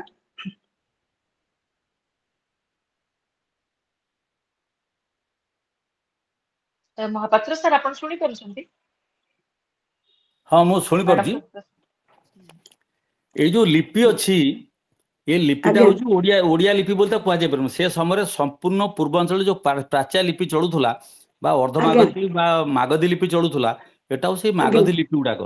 ପରବର୍ତ୍ତୀ କାଳରେ ମାଗଧୀ ଲିପି ମଗଧ ଅଞ୍ଚଳରୁ ମରିଗଲା, ଭୋଜପୁରୀ ଭାଷା ସେଟା ମରିଗଲା। ସେ ଆଜ୍ଞା ଅକ୍ଷର ଦୁଇଟା ରହିଗଲା କୋଉଠି ନା ଆସାମରେ ଆଉ ବଙ୍ଗଳାରେ ରହିଗଲା। ସେମାନେ ହଁ କହୁଥିଲେ ପ୍ରୋଟୋ ବେଙ୍ଗଲୀ ଲିପି। କିନ୍ତୁ ଆପଣ ଯଦି ଆଜ୍ଞା ଦେଖିବେ ସମ୍ବଲପୁରରେ, ସମ୍ବଲପୁର ହଉଛି ଆମର ଯୋଉ ତ୍ରିକଳିଙ୍ଗ ରାଜା ଥିଲେ ଜନ୍ମେଜୟ ମହାଭବଗୁପ୍ତ, ଯିଏ ପାଟଣାଗଡ଼ରେ ହଁ ଥିଲେ, ହଁ ପାଟଣାଗଡ଼ ପାଖାପାଖି ଆଜ୍ଞା ଥିଲେ, କି ପାଟଣାଗଡ଼ ତ କଳାହାଣ୍ଡି ପାଖାପାଖିର କୌଣସି ଜାଗାରେ ସେ ପ୍ରଥମ କରି ଯୋଉ ସାମ୍ରାଜ୍ୟ ସ୍ଥାପନ କଲେ। ପରବର୍ତ୍ତୀ କାଳରେ ହଁ ବଢି ବଢି ଆସିକି ବିଦିକାରେ ଆସିଛନ୍ତି, ସୋନପୁରକୁ ଆସିଛନ୍ତି, ତାପରେ ସମ୍ବଲପୁରୀ ମାନେ ପୁରା ଓଡ଼ିଶାକୁ ଦଖଲ କରିଛନ୍ତି ଏବଂ ନୂଆ ଆଜ୍ଞା ଆଜ୍ଞା ଓଡ଼ିଶା ତିଆରି କରିଛନ୍ତି। ତାଙ୍କର ଆଜ୍ଞା ଯେତେ ଗୁଟେ ଦିଆଯାଇଛି ଆପଣ ଦେଖିବେ ତାମ୍ରଲିପି ଆଉ ଶିଳାଲେଖ ଶିଳାଲେଖ ନା ତାମ୍ରଲେଖଟା ଦାନପତ୍ରଟା ଦେଇଛନ୍ତି। ତାମ୍ରଲେଖ ତାମ୍ରଲେଖଟା ସେ ତାମ୍ରଲେଖର ଲେଖା ଆଉ ଏଇ ଯୋଉ ଚର୍ଯା ଗୀତର ଲେଖା ଦିଟାଙ୍କ ପ୍ରାୟ ସମାନ। ସେମାନେ ତ ପ୍ରାୟ ପ୍ରତ୍ନ ନାଗରୀ ଲିପିରେ ଲେଖୁଥିଲେ। ଏଇ ନାଗରିକ ନୁହେଁ, ଆମେ କହିନାଉ, ତେଣୁ ଆମେ ଦାବି କରୁନୁ, ତେଣୁ ଆମକୁ କିଏ ଶୁଣିବ? ନ କାନ୍ଦିଲେ କେହି କାହାକୁ ଦିଏ ନାହିଁ। ଆମେ କହିବୁ, ଆମେ ବର ତାଙ୍କ ସାଙ୍ଗରେ ବସିକି ତାଙ୍କ ସାଙ୍ଗରେ ପାଳି ଧରୁଛୁ, ଏଟା ପ୍ରୋଟୋ ବେଙ୍ଗଲୀ ଆମେ ବସି ପାଳି ଧରୁଛୁ। ଆମର ରଜା ଓଡିଆ, ପ୍ରଜା ଓଡିଆ, ସେ ଶିଳାଲିଖିଟା ଲେଖୁଥିଲା କଣ ଏଠି ସୁରାଟର ଭାଷା ଲେଖୁଥିଲା ନା? ଗୋଟେ ଲୋକର ରାଜା ଓଡିଆ, ପ୍ରଜା ଓଡିଆ, ଆଉ ଯିଏ ଲେଖନକାର ଦବ ସିଏ ଓଡିଆ, ସେ ଲେଖୁଥିଲା କୋଉ ଲେଖୁଥିବ ଯେ ଅନ୍ୟ ଭାଷାରେ କାହିଁ ଲେଖିବାକୁ ଯିବ? ତାହେଲେ ଓଡିଆ ଭାଷା କହିବା ଆମେ ନା? ଏଇଟା ପ୍ରୋଟୋ, ସେ ପ୍ରୋଟୋ ଏଟା ହଉଛି ପ୍ରୋଟୋ ଓଡିଆ ଭାଷା। ଆପଣ ଗୋଟେ ଦେଖନ୍ତୁ ନରସିଂହନାଥ ମନ୍ଦିରରେ ଶିଳାଲେଖ ଯୋଉଟା ଅଛି, ନରସିଂହନାଥ ମନ୍ଦିରରେ ଶିଳାଲେଖ ଅଛି, ଆପଣ ଦେଖନ୍ତୁ। ଆଜ୍ଞା। ସେଇ ସମୟରେ ବୈଜଳ ଦେବଙ୍କର ଶିଳାଲେଖ ସେଇଟା। ସେ ଅକ୍ଷର ଆପଣ ଦେଖନ୍ତୁ, ତା ଅକ୍ଷର ସହିତ ଚର୍ଯା ଗୀତ ଅକ୍ଷର ମିଳାନ୍ତୁ, ଏ ଚର୍ଯା ଗୀତ ଅକ୍ଷର ମଡିଫାଏ ହେଲେ ଯୋଉ ଅକ୍ଷର ହବ, ସେଇ ଅକ୍ଷରଟା ହଉଛି ସେଇ ନରସିଂହନାଥ ଶିଳାଲେଖର ଅକ୍ଷର। ସେଠି ଳ ବି ଅଛି, ଲ ବି ଅଛି। ଦେଉଳ ତୋଳାଇଲା, ସେ ଦେଉଳ ଆପଣ ଦେଖନ୍ତୁ, ଦେଉଳର ଳ କୁ ଦେଖନ୍ତୁ, ତୋଳାଇଲାର ଲ କୁ ଦେଖନ୍ତୁ, ଦେଖିବେ ପୁରା ଅଲଗା। ୟାର ନାଙ୍ଗୁଡ ଅଛି, ୟାର ନାଙ୍ଗୁଡ ନାହିଁ। ଆମକୁ ଏତେ କଥା କରିବାକୁ ସମୟ କାହିଁ? ଆମେ ଜଣେ କହିଲା ଦିଅ ତାକୁ କରିଦେଇକି କେମିତି ଦାୟିତ୍ୱ ତେଡେ ଏଡେଇ ଦେଲେ ଗଲା। ତାକୁ ଭଲ ଭାବରେ ଦେଖିବା, ଚେଷ୍ଟା କରିବା, ଆମେ କହିବା, ଚିନ୍ତା କରିବା, ସେଇ ଜିନିଷ ବିଲକୁଲ ନାହିଁ। ତେଣୁ 60 ବର୍ଷ ଆମେ ତାଙ୍କ ସାରା ପାଳି ଧରୁଛୁ, ସେ କାହିଁକି ଆମକୁ ଯିବେ? ଆମେ ଶୋଇଲା ପରେ ଗୋଟେ ଭାଗ ଥାଏ ସଂସାରରେ। ଏ ଲିପି ଆପଣ ଦେଇଛନ୍ତି, ଆପଣ ଦେଖନ୍ତୁ ତ୍ରିମାଳୀ ଦେଖନ୍ତୁ, ନରସିଂହ ଦେବଙ୍କର ତ୍ରିମାଳୀ ଅନୁଶାସନ, ତାର ଲେଖା ଦେଖନ୍ତୁ, ଚର୍ଯା ଗୀତ ଲେଖା ଦେଖନ୍ତୁ। ଚର୍ଯା ଗୀତରେ ଆଜି ପର୍ଯ୍ୟନ୍ତ ଗୋଟେ ସ୍କ୍ରିପ୍ଟ ତିଆରି କଲେନି କେହି ଲୋକ। ଏବେ ଯୋଉ ମୁଁ କହିଲି ମୋ ବହି ବାହାରିବ, ସ୍କ୍ରିପ୍ଟ ଦେଇଛି।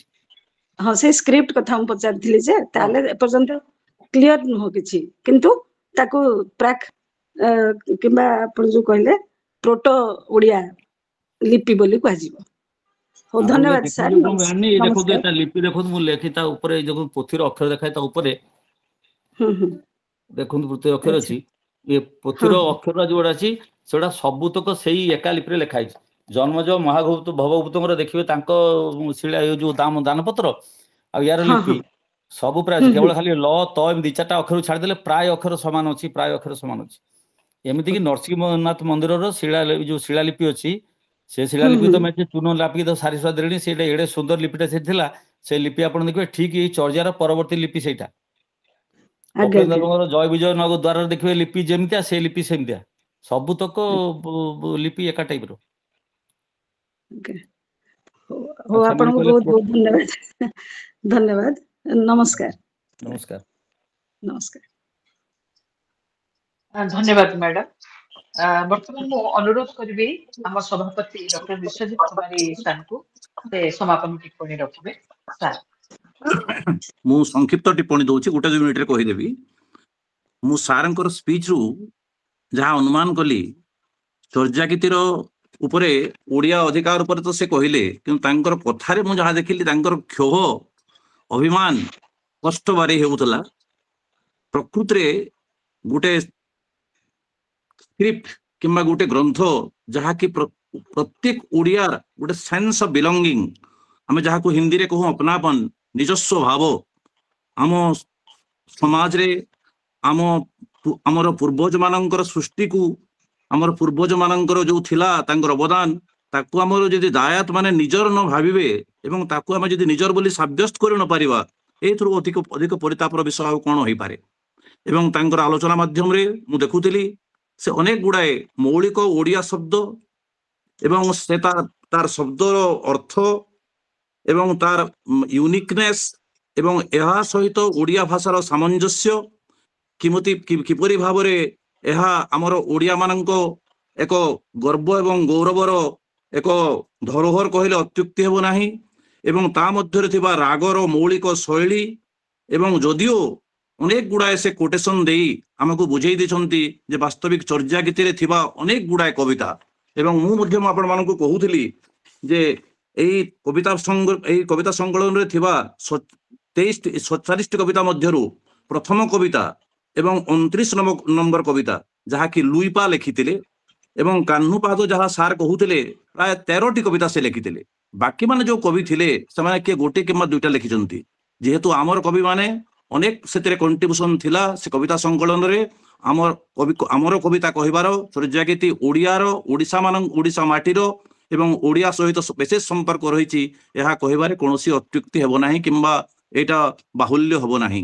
ତେଣୁ ଆଜି ଆମର ସମସ୍ତଙ୍କର କର୍ତ୍ତବ୍ୟ ଏହା ଉପରେ ଗବେଷଣା କରି ସାର୍ଙ୍କର ଗବେଷଣାତ୍ମକ ଯୋଉ ଆଧାର ନେଇ ଯୋଉ ପ୍ରକାର ଏମ୍ଫାଟିକ୍ ଏବଂ ଏସାର୍ଟିଭ ଶବ୍ଦ ମାନେ ମୁଁ ଦେଖୁଥିଲି ତାଙ୍କର ଯୋଉ ପ୍ରକାର ଅଣ୍ଡରଷ୍ଟାଣ୍ଡିଂ ରହିଛି ଏକଦମ କ୍ଲିୟର ସ୍ପଷ୍ଟ ବାରି ହେଉଥିଲା।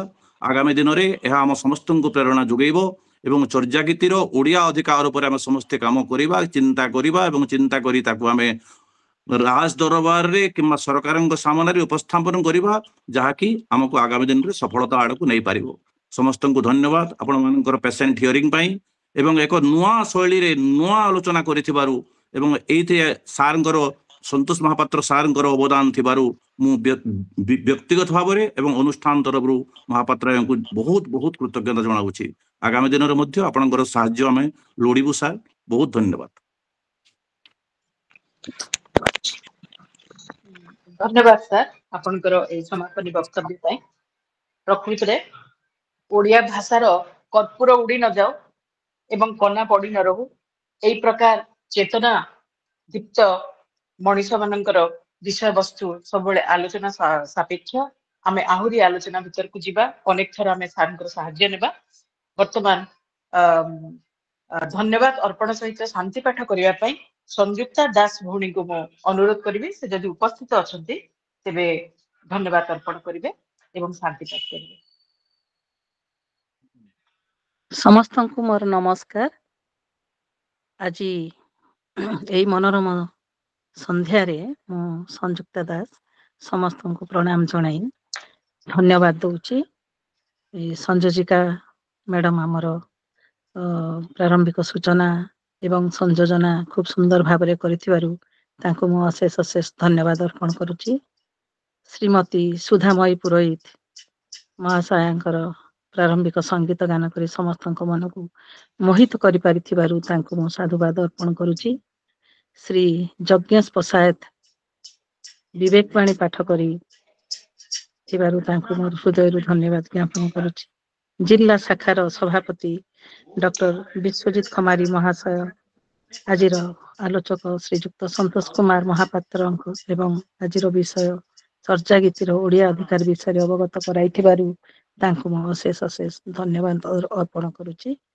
ଆଜିର ବିଶେଷ ଆକର୍ଷଣ ଓ ଆମ ମନରେ ଆଗ୍ରହ ସୃଷ୍ଟି କରିପାରୁଥିବା ଏବଂ ଏତେ ସୁନ୍ଦର ଏତେ ଚମତ୍କାର ଭାବରେ ଏଇ ଚର୍ଚ୍ଚାଗୀତି ଓଡ଼ିଆର ଅଧିକାରକୁ ଆଲୋଚନା କରି ତାଙ୍କର ବକ୍ତବ୍ୟ ରଖିଥିବାରୁ ସେଇ ମହାନୁଭବଙ୍କୁ ମୁଁ ମୋର ହୃଦୟରୁ କୃତଜ୍ଞତା ସାଧୁବାଦ ଏବଂ ଅନେକ ଅନେକ ଧନ୍ୟବାଦ ଜ୍ଞାପନ କରୁଛି। ଋତୁପର୍ଣ୍ଣା ମହାନ୍ତି ମ୍ୟାଡମକୁ ବିଚାର ବିଭାଗ ପ୍ରମୁଖ ତତ୍ତ୍ୱାବଧାନ ପାଇଁ ମଧ୍ୟ ମୁଁ ତାଙ୍କୁ ହୃଦୟରୁ ଧନ୍ୟବାଦ ଅର୍ପଣ କରୁଛି। ଜିଲ୍ଲା ଶାଖାର ସମ୍ପାଦିକା ଡକ୍ଟର ସ୍ୱର୍ଣ୍ଣମୟୀ ପୁରୋହିତ ମହାଶୟଙ୍କୁ ତାଙ୍କର ପ୍ରଚେଷ୍ଟା ସହଯୋଗ ଏବଂ ଅବଦାନ ବହୁ ପରିମାଣରେ ଏଠି ରହିଛି, ସେଥିପାଇଁ ମଧ୍ୟ ମୁଁ ତାଙ୍କୁ ଧନ୍ୟବାଦ ଅର୍ପଣ କରୁଛି। ସମସ୍ତ ଜ୍ଞାନୀ ଗୁଣୀ ଶତ୍ରୁବୃନ୍ଦଙ୍କୁ ମଧ୍ୟ ମୋର ଆନ୍ତରିକ ଧନ୍ୟବାଦ ଅର୍ପଣ କରୁଛି। ପରିଶେଷରେ ସମସ୍ତଙ୍କୁ ଅନେକ ଅନେକ ଧନ୍ୟବାଦ ଅର୍ପଣ କରୁଛି ଏବଂ ଶାନ୍ତି ପାଠ ଆରମ୍ଭ କରୁଛି। ଓମ୍ सर्वे भवन्तु सुखिनः, सर्वे सन्तु निरामय, सर्वे भद्राणि पश्यन्तु, मा कश्चित् दुःखभाग् भवेत्। ओम शांति शांति शांति। धन्यवाद। ଆପଣଙ୍କୁ ମଧ୍ୟ ଧନ୍ୟବାଦ। ବର୍ତ୍ତମାନ ଆମ ଏଇ ଝାରସୁଗୁଡା ଶାଖାର ସମସ୍ତ ଆଜୀବନ ସଦସ୍ୟ ଏବଂ ଅନ୍ୟାନ୍ୟ ମାନେ ଯୋଉମାନେ ଶ୍ରୋତା ଅଛନ୍ତି ସେମାନେ ମଧ୍ୟ